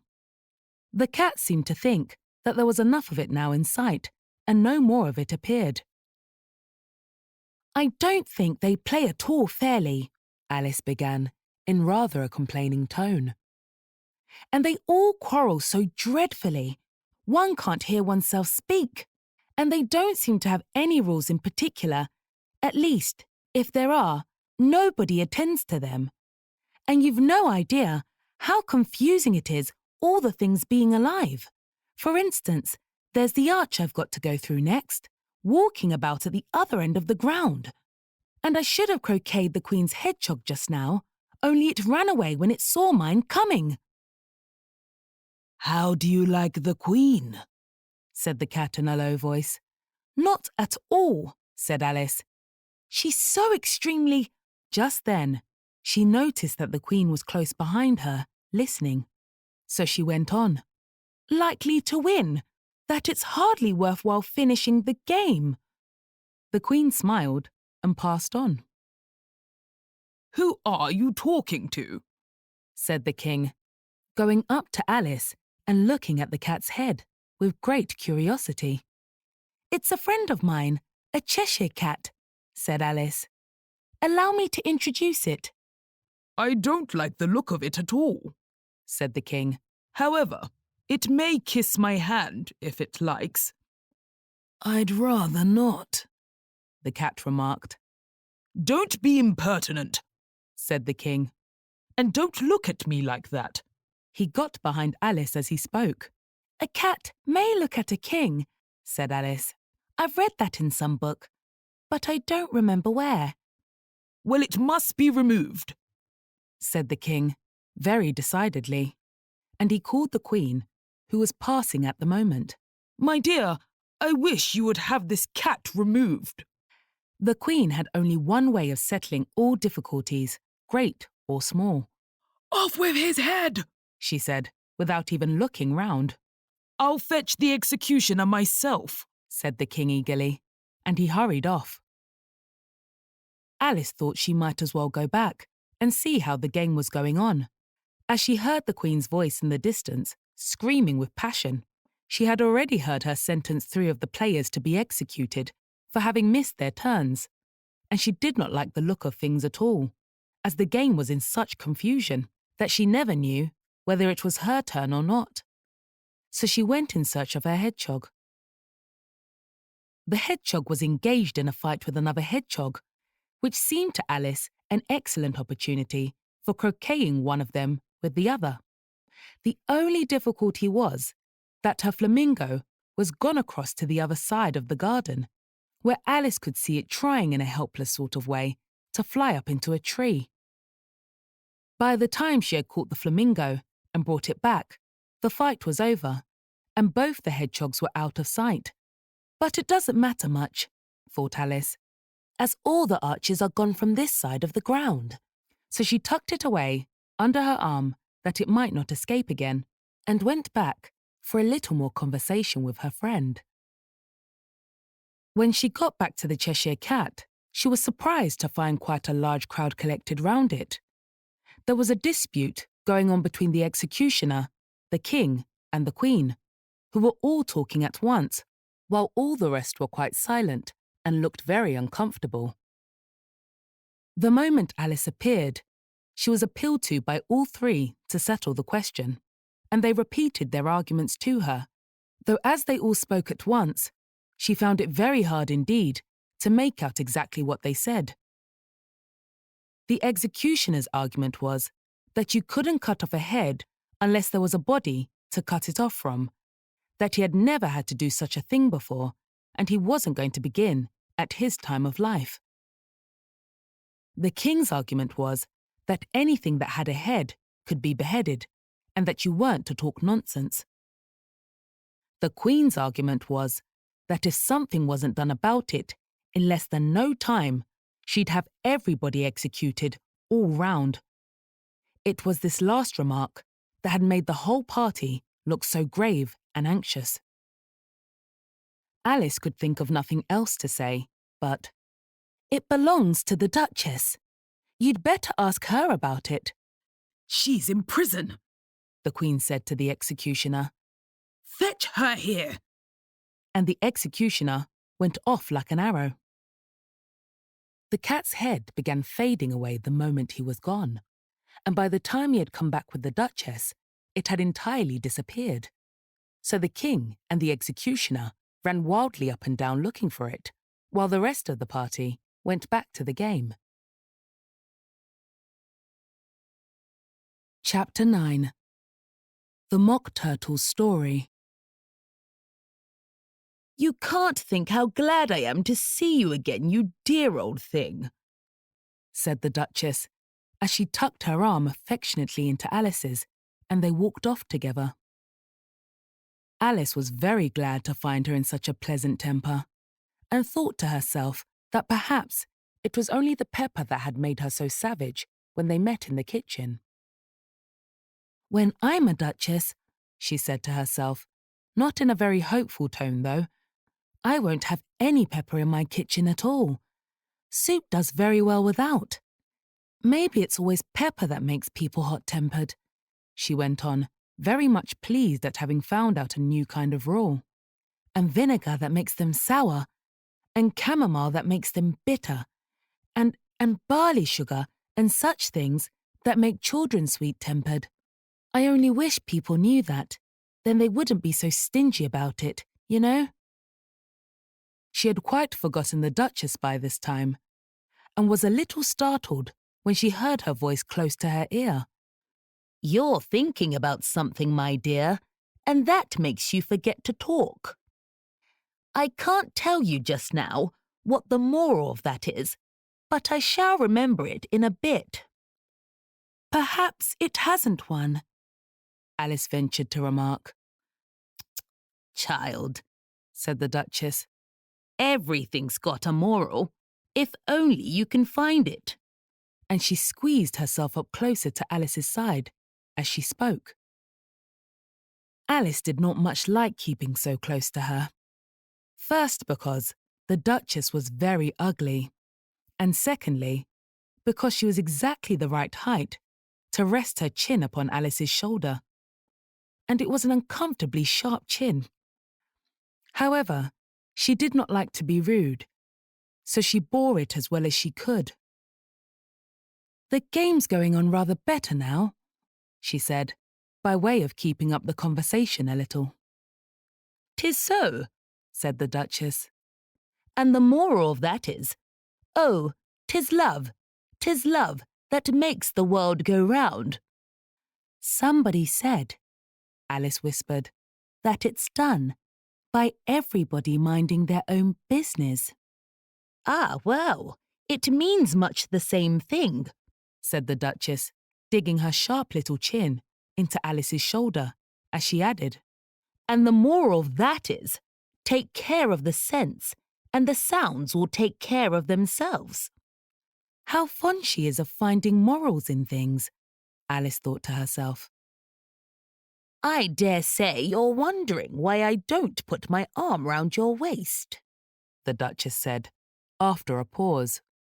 The reason is that I'm doubtful about the temper of your flamingo. Shall I try the experiment? He might bite, Alice cautiously replied, not feeling at all anxious to have the experiment tried. Very true, said the Duchess. Flamingos and mustard both bite, and the moral of that is, birds of a feather flock together. Only mustard isn't a bird, Alice remarked. Right, as usual, said the Duchess. What a clear way you have of putting things. It's a mineral, I think, said Alice. Of course it is, said the Duchess, who seemed ready to agree to everything that Alice said. There's a large mustard mine near here. And the moral of that is, the more there is of mine, the less there is of yours. Oh, I know, exclaimed Alice, who had not attended to this last remark. It's a vegetable. It doesn't look like one, but it is. I quite agree with you, said the Duchess. And the moral of that is, be what you would seem to be. Or, if you'd like it put more simply, never imagine yourself not to be otherwise than what it might appear to others that what you were or might have been was not otherwise than what you had been would have appeared to them to be otherwise. I think I should understand that better, Alice said, very politely, if I had it written down, but I can't quite follow it as you say it. That's nothing to what I could say if I chose, the Duchess replied in a pleased tone. Pray don't trouble yourself to say it any longer than that, said Alice. Oh, don't talk about trouble, said the Duchess. I make you a present of everything I've said as yet. A cheap sort of present, thought Alice. I'm glad they don't give birthday presents like that. But she did not venture to say it out loud. Thinking again? The Duchess asked, with another dig of her sharp little chin. I've a right to think, said Alice, sharply, for she was beginning to feel a little worried. Just about as much right, said the Duchess, as pigs have to fly, and the mo— But here, to Alice's great surprise, the Duchess's voice died away, even in the middle of her favourite word moral, and the arm that was linked into hers began to tremble. Alice looked up, and there stood the Queen, in front of them, with her arms folded, frowning like a thunderstorm. A fine day, Your Majesty, the Duchess began, in a low, weak voice. Now I give you fair warning, shouted the Queen, stamping on the ground as she spoke. Either you or your head must be off, and that in about half no time. Take your choice. The Duchess took her choice and was gone in a moment. Let's go on with the game, the Queen said to Alice, and Alice was too much frightened to say a word, but slowly followed her back to the croquet ground. The other guests had taken advantage of the Queen's absence and were resting in the shade. However, the moment they saw her, they hurried back to the game, the Queen merely remarking that a moment's delay would cost them their lives. All the time they were playing, the Queen never left off quarrelling with the other players and shouting, Off with his head! Or, off with her head! Those whom she sentenced were taken into custody by the soldiers, who, of course, had to leave off being the archers to do this, so that by the end of half an hour or so, there were no archers left, and all the players, except the king, the queen, and Alice, were in custody and under sentence of execution. Then the queen left off, quite out of breath, and said to Alice, "Have you seen the mock turtle yet?" "No," said Alice. "I don't even know what a mock turtle is." "It's the thing mock turtle soup is made from," said the queen. "I never saw one, or heard of one," said Alice. "Come on then," said the queen, "and he shall tell you his history." As they walked off together, Alice heard the king say in a low voice to the company generally, "You are all pardoned." "Come, that's a good thing," she said to herself, for she had felt quite unhappy at the number of executions the queen had ordered. They very soon came upon a griffin lying fast asleep in the sun. If you don't know what a griffin is, look at the picture. "Up, lazy thing," said the queen, "and take this young lady to see the mock turtle, and to hear his history. I must go back and see after some executions I have ordered." and she walked off, leaving Alice alone with the griffin. Alice did not quite like the look of the creature, but on the whole, she thought it would be quite as safe to stay with it as to go after that savage queen, so she waited. The griffin sat up and rubbed its eyes. Then it watched the queen till she was out of sight. Then it chuckled. What fun, said the griffin, half to itself, half to Alice. "What is the fun?" said Alice. Why, she, said the griffin. It's all her fancy, that. They never executes nobody, you know. Come on. Everybody says, "Come on here," thought Alice, as she went slowly after it. "I never was so ordered about in all my life. Never." They had not gone far before they saw the mock turtle, in the distance, sitting sad and lonely on a little ledge of rock. And as they came nearer, Alice could hear him sighing, as if his heart would break. She pitied him deeply. "What is his sorrow?" she asked the griffin, and the griffin answered very nearly in the same words as before. It's all his fancy, that. He hasn't got no sorrow, you know. Come on. So they went up to the mock turtle, who looked at them with large eyes full of tears, but said nothing. This here young lady, said the griffin. She wants for to know your history, she do. "I'll tell it her," said the mock turtle in a deep, hollow tone. "Sit down, both of you, and don't speak a word till I've finished." So they sat down, and nobody spoke for some minutes. Alice thought to herself, "I don't see how he can even finish if he doesn't begin." But she waited patiently.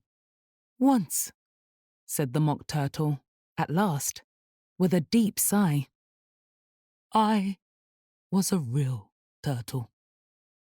These words were followed by a very long silence, broken only by an occasional exclamation of from the griffin, and the constant heavy sobbing of the mock turtle. Alice was very nearly getting up and saying, "Thank you, sir, for your interesting story." But she could not help thinking there must be more to come. So she sat still and said nothing. "When we were little," the mock turtle went on at last, more calmly, though still sobbing a little now and then. "We went to school in the sea. The master was an old turtle. We used to call him Tortoise." "Why did you call him Tortoise if he wasn't one?" Alice asked. We called him Tortoise because he taught us, said the Mock Turtle, angrily. Really, you are very dull. You ought to be ashamed of yourself for asking such a simple question, added the Griffin. And then they both sat silent and looked at poor Alice, who felt ready to sink into the earth. At last, the Griffin said to the Mock Turtle, Drive on, old fellow. Don't be all day about it. And he went on in these words. Yes, we went to school in the sea, though you mayn't believe it. I never said I didn't, interrupted Alice. You did, said the Mock Turtle. Hold your tongue, added the Griffin, before Alice could speak again. The Mock Turtle went on. We had the best of educations. In fact, we went to school every day. I've been to a day school too, said Alice. You needn't be so proud as all that. With extras? Asked the Mock Turtle, a little anxiously. Yes, said Alice. We learned French and music. And washing? Said the Mock Turtle. Certainly not, said Alice indignantly. Ah, then yours wasn't a really good school, said the Mock Turtle, in a tone of great relief. Now at ours, they had at the end of the bill French, music, and washing. Extra. You couldn't have wanted it much, said Alice, living at the bottom of the sea. I couldn't afford to learn it, said the Mock Turtle, with a sigh. I only took the regular course. What was that? Inquired Alice. Reeling and writhing, of course, to begin with, the Mock Turtle replied. And then the different branches of arithmetic. Ambition, distraction, uglification, and derision. I never heard of uglification, Alice ventured to say. What is it? The Griffin lifted up both its paws in surprise. What? Never heard of uglifying? It exclaimed. You know what to beautify is, I suppose. Yes, said Alice, doubtfully. It means to make anything prettier. Well then, the Griffin went on, if you don't know what to uglify is, you are a simpleton. Alice did not feel encouraged to ask any more questions about it. So she turned to the Mock Turtle and said, What else had you to learn? Well, there was mystery, the Mock Turtle replied, counting off the subjects on his flappers. Mystery, ancient and modern, with seography, then drawling. The drawling master was an old conger eel that used to come once a week. He taught us drawling, stretching, and fainting in coils. What was that like? Said Alice. Well, I can't show it to you myself, the Mock Turtle said. I'm too stiff. And the Griffin never learnt it. Hadn't time, said the Griffin. I went to the classics master, though. He was an old crab, he was. I never went to him, the Mock Turtle said, with a sigh. He taught laughing and grief, they used to say. So he did, said the Griffin, sighing in his turn, and both creatures hid their faces in their paws. And how many hours a day did you do lessons? Said Alice, in a hurry to change the subject. 10 hours the first day, said the Mock Turtle. 9 the next, and so on. What a curious plan, exclaimed Alice. That's the reason they're called lessons, the Griffin remarked. Because they lesson from day to day. This was quite a new idea to Alice, and she thought it over a little before she made her next remark. Then the 11th day must have been a holiday. Of course it was, said the Mock Turtle. And how did you manage on the 12th? Alice went on, eagerly. That's enough about lessons. The Gryphon interrupted in a very decided tone. Tell us something about the games now. Chapter 10. The Lobster Quadrille. The Mock Turtle sighed deeply and drew the back of one flapper across his eyes. He looked at Alice and tried to speak, but for a minute or two, sobs choked his voice. Same as if he had a bone in his throat, said the Gryphon, and it set to work, shaking him and punching him in the back. At last, the Mock Turtle recovered his voice, and with tears running down his cheeks, he went on again. You may not have lived much under the sea. I haven't, said Alice. And perhaps you were never even introduced to a lobster. Alice began to say, I once tasted, but checked herself hastily and said, No, never. So you can have no idea what a delightful thing a lobster quadrille is. No, indeed, said Alice. What sort of a dance is it? Why, said the Gryphon, you first form into a line along the seashore. 2 lines? Cried the Mock Turtle. Seals, turtles, salmon, and so on. Then when you've cleared all the jellyfish out of the way... That generally takes some time, interrupted the Gryphon. You advance twice. Each with a lobster as a partner, cried the Gryphon.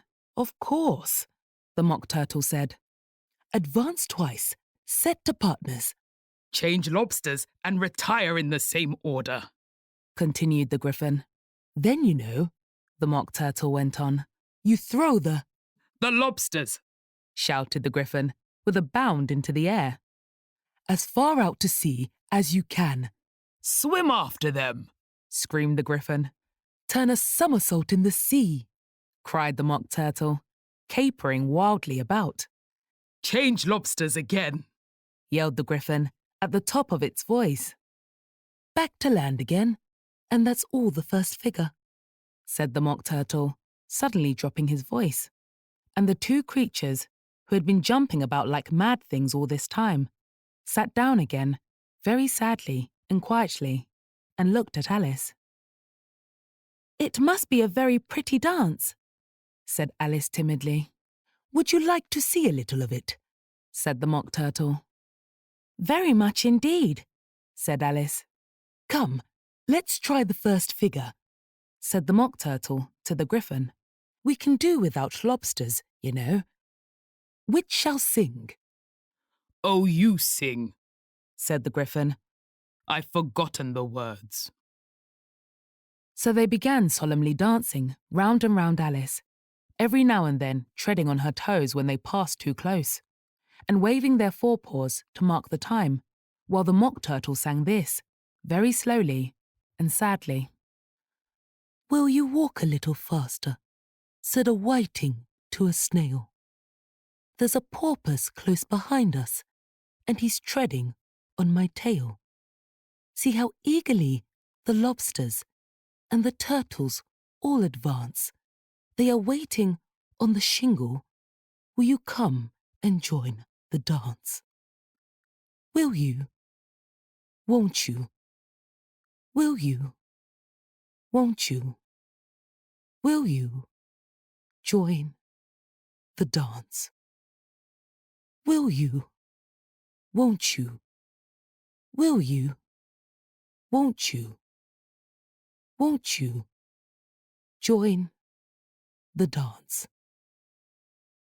You can really have no notion how delightful it will be when they take us up and throw us with the lobsters out to sea.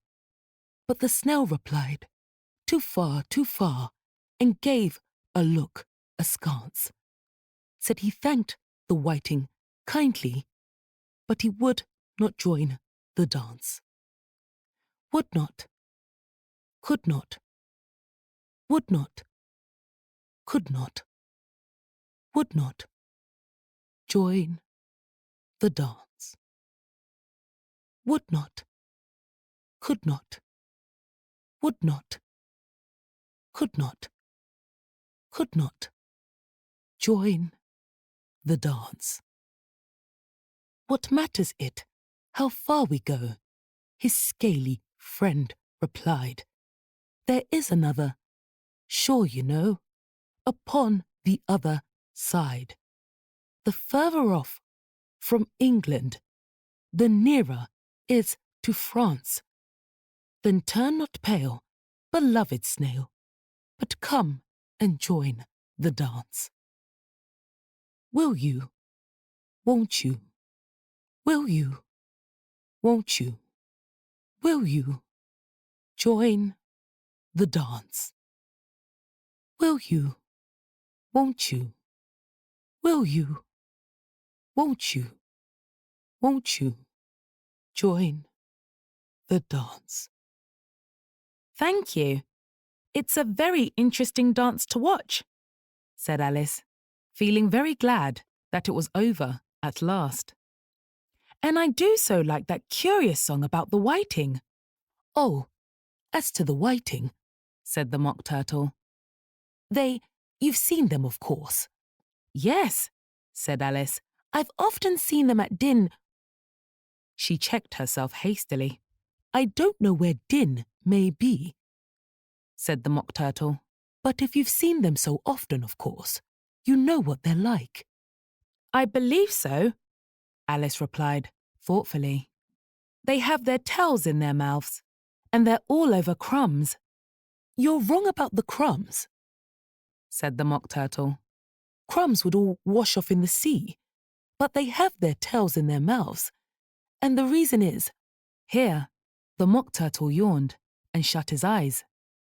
Tell her about the reason and all that, he said to the Griffin. The reason is, said the Griffin, that they would go with the lobsters to the dance. So they got thrown out to sea. So they had to fall a long way. So they got their tails fast in their mouths. So they couldn't get them out again. That's all. Thank you, said Alice. It's very interesting. I never knew so much about a whiting before. I can tell you more than that, if you like, said the Griffin. Do you know why it's called a whiting? I never thought about it, said Alice. Why? It does the boots and shoes, the Griffin replied, very solemnly. Alice was thoroughly puzzled. Does the boots and shoes? She repeated in a wondering tone. Why, what are your shoes done with? Said the Griffin. I mean, what makes them so shiny? Alice looked down at them and considered a little before she gave her answer. They're done with blacking, I believe. Boots and shoes, under the sea, the Griffin went on in a deep voice, are done with a whiting. Now you know. And what are they made of? Alice asked in a tone of great curiosity. Soles and eels, of course, the Griffin replied, rather impatiently. Any shrimp could have told you that. If I'd been the whiting, said Alice, whose thoughts were still running on the song, I'd have said to the porpoise, keep back, please. We don't want you with us. They were obliged to have him with them, the Mock Turtle said. No wise fish would go anywhere without a porpoise. Wouldn't it really? Said Alice in a tone of great surprise. Of course not, said the Mock Turtle. Why, if a fish came to me and told me he was going a journey, I should say, with what purpose? Don't you mean purpose? Said Alice. I mean what I say, the Mock Turtle replied in an offended tone, and the Griffin added, Come, let's hear some of your adventures. I could tell you my adventures, beginning from this morning, said Alice, a little timidly. But it's no use going back to yesterday, because I was a different person then. Explain all that, said the Mock Turtle. No, the adventures first, said the Gryphon, in an impatient tone. Explanations take such a dreadful time. So Alice began telling them her adventures, from the time when she first saw the White Rabbit. She was a little nervous about it, just at first. The two creatures got so close to her, one on each side, and opened their eyes and mouths so very wide, but she gained courage as she went on. Her listeners were perfectly quiet, till she got to the part about her repeating, "You are old Father William," to the caterpillar, and the words all coming different. And then the Mock Turtle drew a long breath and said, "That's very curious." It's all about as curious as it can be, said the Gryphon. "It all came different," the Mock Turtle repeated thoughtfully. "I should like to hear her try and repeat something now. Tell her to begin." He looked at the Gryphon, as if he thought it had some kind of authority over Alice. Stand up and repeat. 'Tis the voice of the sluggard, said the Gryphon. How the creatures order one about and make one repeat lessons, thought Alice. I might as well be at school at once. However, she got up and began to repeat it, but her head was so full of the lobster quadrille that she hardly knew what she was saying, and the words came very queer indeed. "'Tis the voice of the lobster, I heard him declare, you have baked me too brown, I must sugar my hair. As a duck with its eyelids, so he with his nose trims his belt and his buttons and turns out his toes." Later editions continued as follows. "When the sands are all dry, he is gay as a lark, and will talk in contemptuous tones of the shark. But when the tide rises and sharks are around, his voice has a timid and tremulous sound." That's different from what I used to say when I was a child, said the Gryphon. "Well, I never heard it before," said the Mock Turtle. "But it sounds uncommon nonsense." Alice said nothing. She had sat down with her face in her hands, wondering if anything would ever happen in a natural way again. "I should like to have it explained," said the Mock Turtle. She can't explain it, said the Gryphon hastily. Go on with the next verse. "But about his toes," the Mock Turtle persisted. "How could he turn them out with his nose, you know?" "It's the first position in dancing," Alice said, but was dreadfully puzzled by the whole thing and longed to change the subject.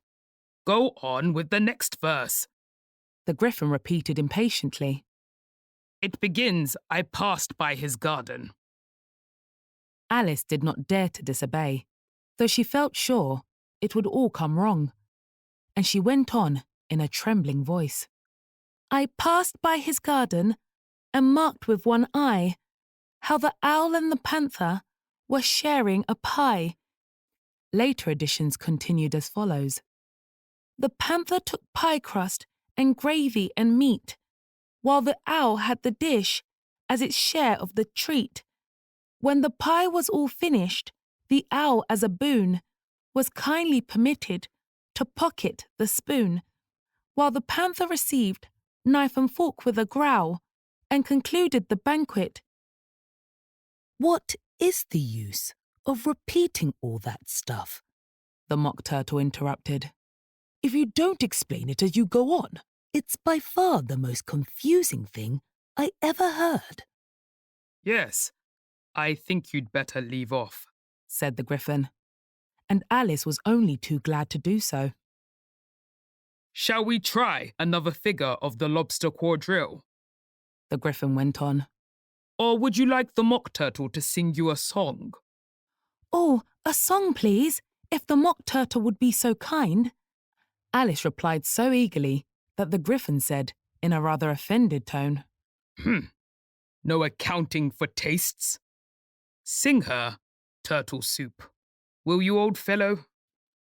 The Mock Turtle sighed deeply and began, in a voice sometimes choked with sobs, to sing this.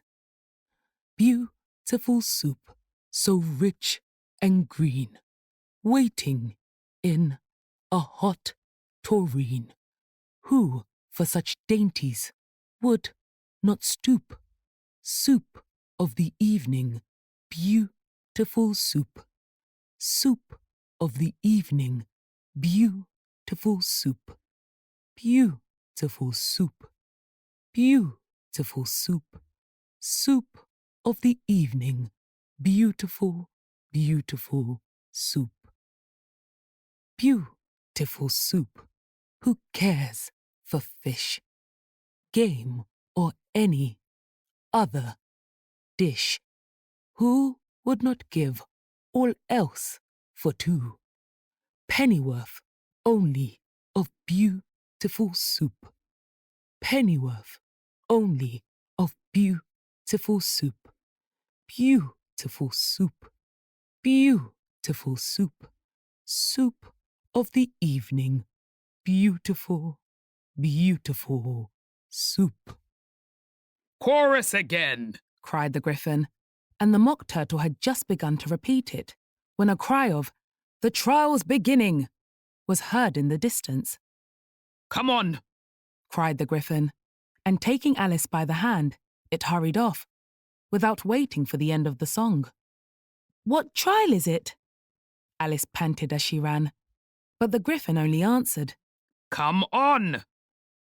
and ran the faster, while more and more faintly came carried on the breeze that followed them the melancholy words, Soup of the evening, beautiful, beautiful soup.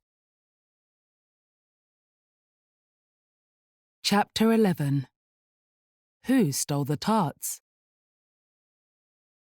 The King and Queen of Hearts were seated on their throne when they arrived, with a great crowd assembled about them, all sorts of little birds and beasts, as well as the whole pack of cards. The knave was standing before them, in chains, with a soldier on each side to guard him. And near the king was the White Rabbit, with a trumpet in one hand and a scroll of parchment in the other. In the very middle of the court was a table with a large dish of tarts upon it. They looked so good that it made Alice quite hungry to look at them. I wish they'd get the trial done, she thought, and hand round the refreshments. But there seemed to be no chance of this, so she began looking at everything about her to pass away the time. Alice had never been in a court of justice before, but she had read about them in books, and she was quite pleased to find that she knew the name of nearly everything there. That's the judge, she said to herself, because of his great wig. The judge, by the way, was the king, and as he wore his crown over the wig, look at the frontispiece if you want to see how he did it. He did not look at all comfortable, and it was certainly not becoming. And that's the jury box, thought Alice. And those 12 creatures, she was obliged to say creatures, you see, because some of them were animals and some were birds. I suppose they are the jurors. She said this last word 2 or 3 times over to herself, being rather proud of it, for she thought, and rightly too, that very few little girls of her age knew the meaning of it at all. However, jurymen would have done just as well. The 12 jurors were all writing very busily on slates. What are they doing? Alice whispered to the Gryphon. They can't have anything to put down yet, before the trial's begun. They're putting down their names, the Gryphon whispered in reply, for fear they should forget them before the end of the trial. Stupid things! Alice began in a loud, indignant voice, but she stopped hastily, for the White Rabbit cried out, Silence in the court! And the king put on his spectacles and looked anxiously round to make out who was talking. Alice could see, as well as if she were looking over their shoulders, that all the jurors were writing down stupid things on their slates, and she could even make out that one of them didn't know how to spell stupid, and that he had to ask his neighbour to tell him. A nice muddle their slates will be in before the trial's over, thought Alice. One of the jurors had a pencil that squeaked. This, of course, Alice could not stand, and she went round the court and got behind him, and very soon found an opportunity of taking it away. She did it so quickly that the poor little juror, it was Bill, the lizard, could not make out at all what had become of it. So after hunting all about for it, he was obliged to write with one finger for the rest of the day, and this was of very little use, as it left no mark on the slate. "Herald, read the accusation," said the king. On this, the White Rabbit blew 3 blasts on the trumpet, and then unrolled the parchment scroll, and read as follows. The Queen of Hearts, she made some tarts, all on a summer day. The Knave of Hearts, he stole those tarts, and took them quite away. "Consider your verdict," the king said to the jury. Not yet, not yet, the rabbit hastily interrupted. There's a great deal to come before that. "Call the first witness," said the king, and the White Rabbit blew 3 blasts on the trumpet and called out, First witness! The first witness was the Hatter. He came in with a teacup in one hand and a piece of bread and butter in the other. "I beg pardon, Your Majesty," he began, "for bringing these in, but I hadn't quite finished my tea when I was sent for." "You ought to have finished," said the king. "When did you begin?" The Hatter looked at the March Hare, who had followed him into the court, arm in arm with the Dormouse. 14th of March, I think it was, he said. 15th, said the March Hare. 16th, added the Dormouse. "Write that down," the king said to the jury, and the jury eagerly wrote down all 3 dates on their slates, and then added them up and reduced the answer to shillings and pence. "Take off your hat," the king said to the Hatter. "It isn't mine," said the Hatter. "Stolen," the king exclaimed, turning to the jury, who instantly made a memorandum of the fact. "I keep them to sell," the Hatter added as an explanation. "I've none of my own. I'm a hatter." Here, the Queen put on her spectacles and began staring at the Hatter, who turned pale and fidgeted. "Give your evidence," said the king. "And don't be nervous, or I'll have you executed on the spot." This did not seem to encourage the witness at all. He kept shifting from one foot to the other, looking uneasily at the Queen. And in his confusion, he bit a large piece out of his teacup instead of the bread and butter. Just at this moment, Alice felt a very curious sensation, which puzzled her a good deal, until she made out what it was. She was beginning to grow larger again, and she thought at first she would get up and leave the court. But on second thoughts, she decided to remain where she was, as long as there was room for her. I wish you wouldn't squeeze so, said the Dormouse, who was sitting next to her. I can hardly breathe. "I can't help it," said Alice, very meekly. "I'm growing." "You've no right to grow here," said the Dormouse. "Don't talk nonsense," said Alice, more boldly. "You know you're growing too." "Yes, but I grow at a reasonable pace," said the Dormouse. "Not in that ridiculous fashion." And he got up very sulkily and crossed over to the other side of the court.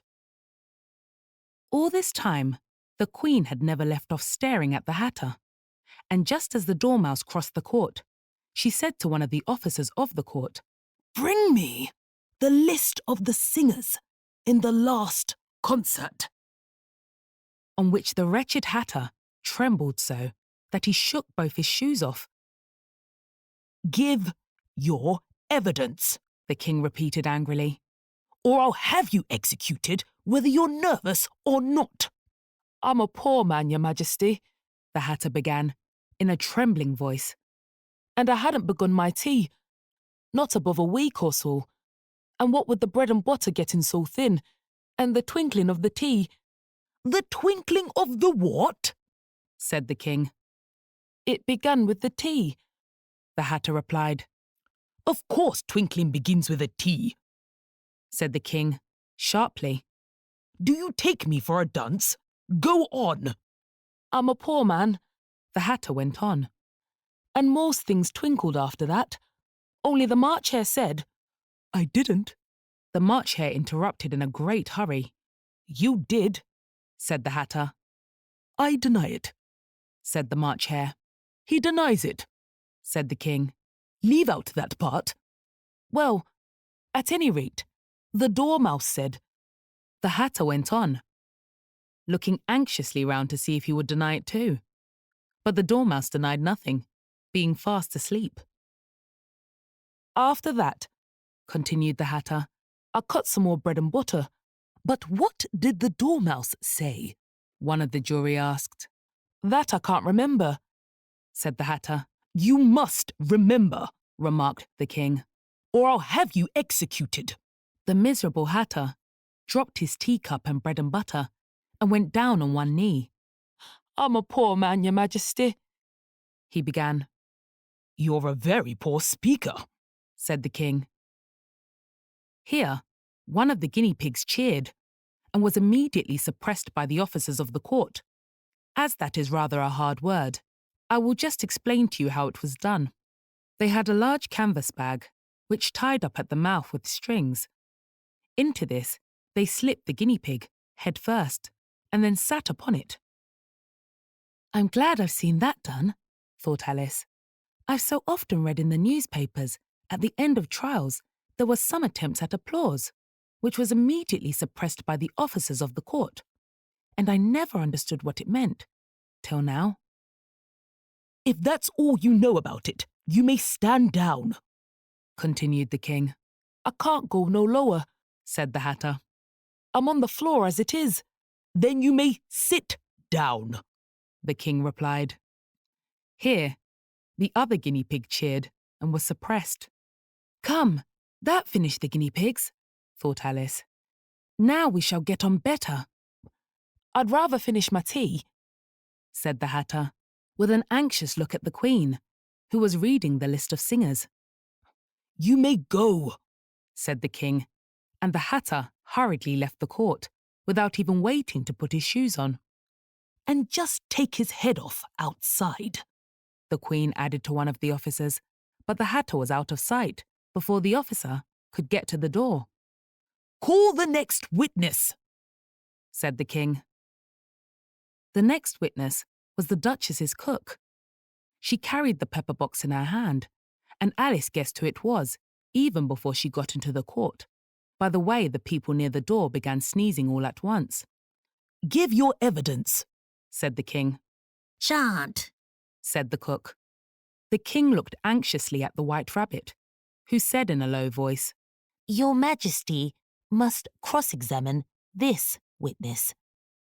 Well, if I must, I must, the king said, with a melancholy air, and, after folding his arms and frowning at the cook, till his eyes were nearly out of sight, he said in a deep voice, What are tarts made of?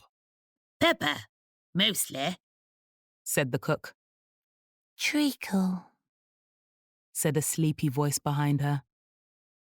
Collar that dormouse, the Queen shrieked out. Behead that dormouse. Turn that dormouse out of court. Suppress him. Pinch him. Off with his whiskers.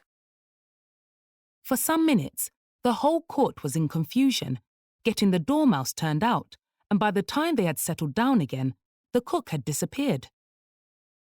Never mind, said the king, with an air of great relief. Call the next witness.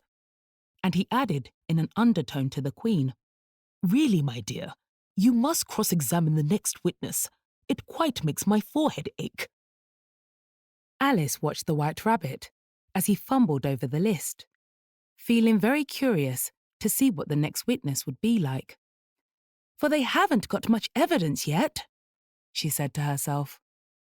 Imagine her surprise when the White Rabbit read out, at the top of his shrill little voice, the name.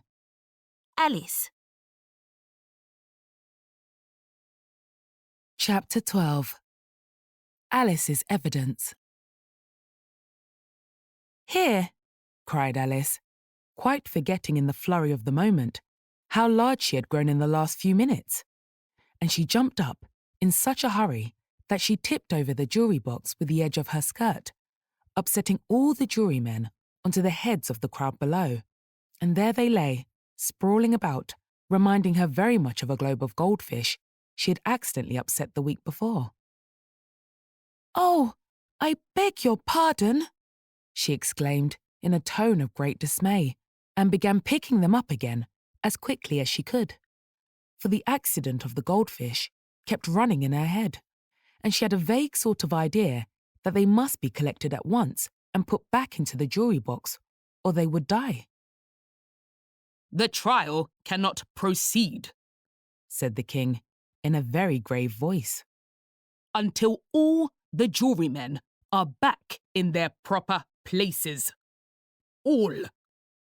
He repeated with great emphasis, looking hard at Alice, as he said do.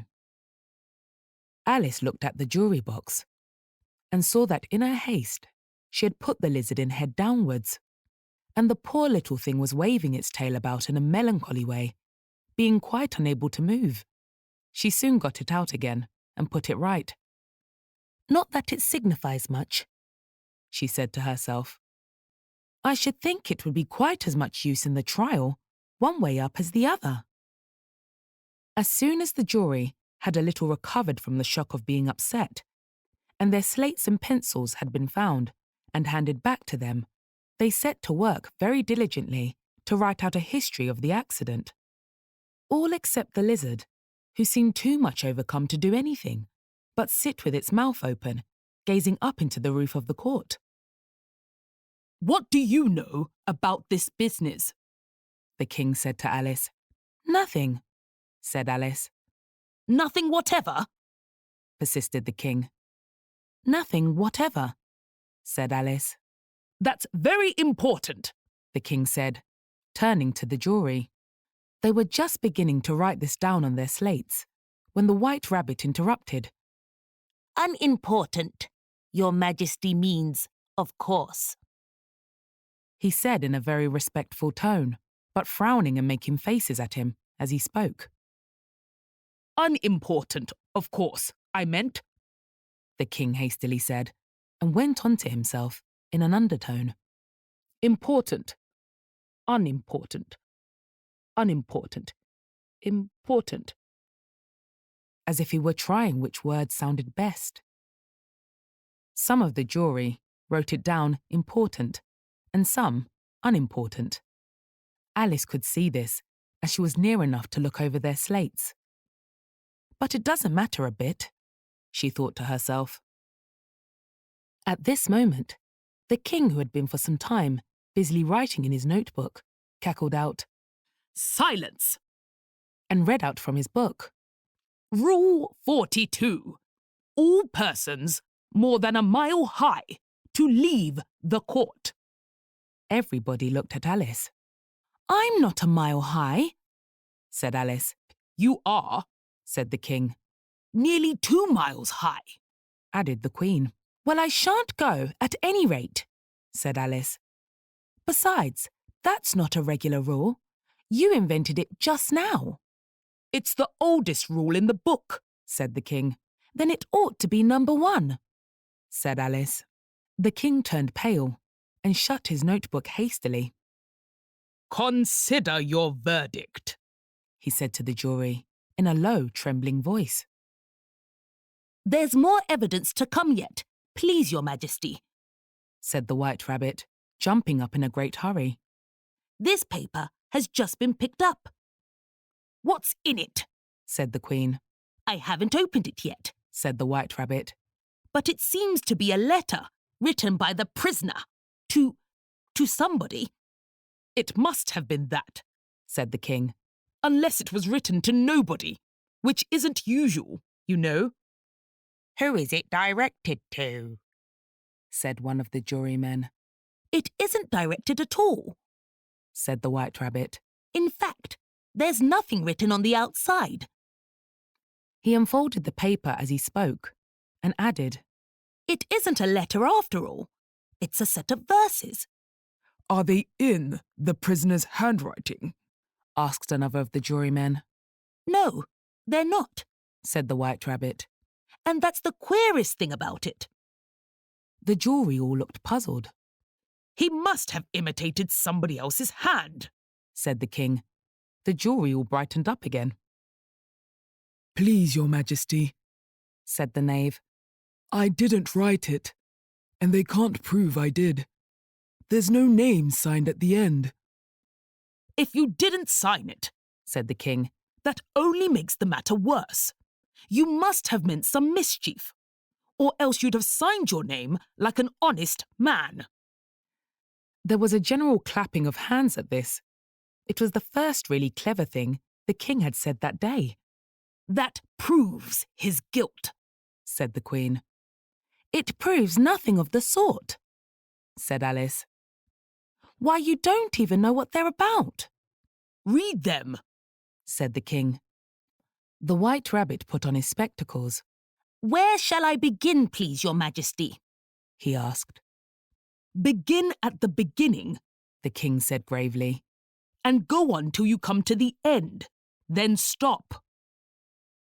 These were the verses the White Rabbit read.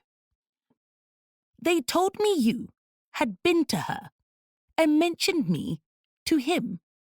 She gave me a good character, but said I could not swim. He sent them word I had not gone. We know it to be true. If she should push the matter on, what would become of you? I gave her one, they gave him two. You gave us three or more. They all returned from him to you, though they were mine before. If I or she should chance to be involved in this affair, he trusts to you to set them free, exactly as we were. My notion was that you had been, before she had, this fit. An obstacle that came between him and ourselves and it. Don't let him know she liked them best, for this must ever be a secret kept from all the rest, between yourself and me. That's the most important piece of evidence we've heard yet, said the king, rubbing his hands. So now, let the jury. If any one of them can explain it, said Alice. She had grown so large in the last few minutes that she wasn't a bit afraid of interrupting him. I'll give him 6p. I don't believe there's an atom of meaning in it. The jury all wrote down on their slates. She doesn't believe there's an atom of meaning in it. But none of them attempted to explain the paper. If there's no meaning in it, said the king, that saves a world of trouble, you know, as we needn't try to find any. And yet, I don't know. He went on, spreading out the verses on his knee and looking at them with one eye. I seem to see some meaning in them after all. Said I could not swim. You can't swim, can you? He added, turning to the knave. The knave shook his head sadly. Do I look like it? He said, which he certainly did not, being made entirely of cardboard. All right. So far, said the king, and he went on muttering over the verses to himself. We know it to be true. That's the jury, of course. I gave her one, they gave him two.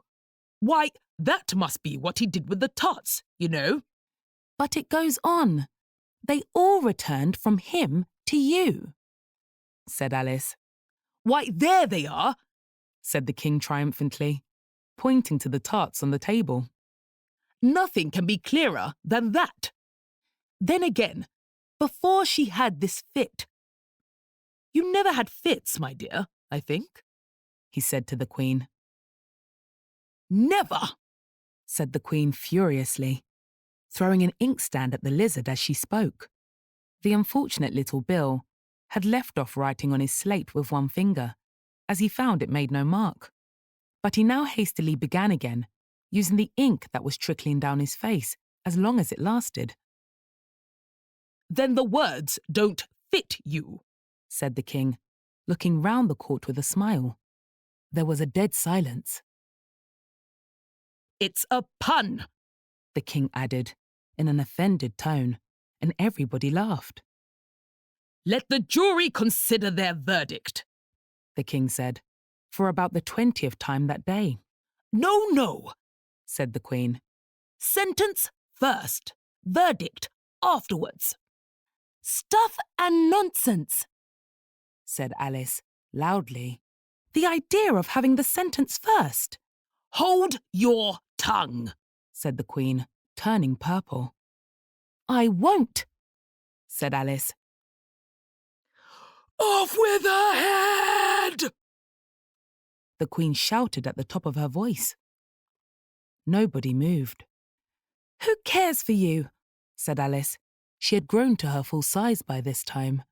You're nothing but a pack of cards. At this, the whole pack rose up into the air and came flying down upon her. She gave a little scream, half of fright and half of anger, and tried to beat them off. And found herself lying on the bank with her head in the lap of her sister, who was gently brushing away some dead leaves that had fluttered down from the trees upon her face. Wake up, Alice, dear, said her sister. Why, what a long sleep you've had. Oh, I've had such a curious dream, said Alice, and she told her sister, as well as she could remember them, all these strange adventures of hers that you have just been reading about. And when she had finished, her sister kissed her and said, It was a curious dream, dear, certainly. But now, run into your tea. It's getting late. So Alice got up and ran off, thinking while she ran, as well she might, what a wonderful dream it had been. But her sister sat still just as she left her, leaning her head on her hand, watching the setting sun and thinking of little Alice and all her wonderful adventures, till she too began dreaming after a fashion, and this was her dream.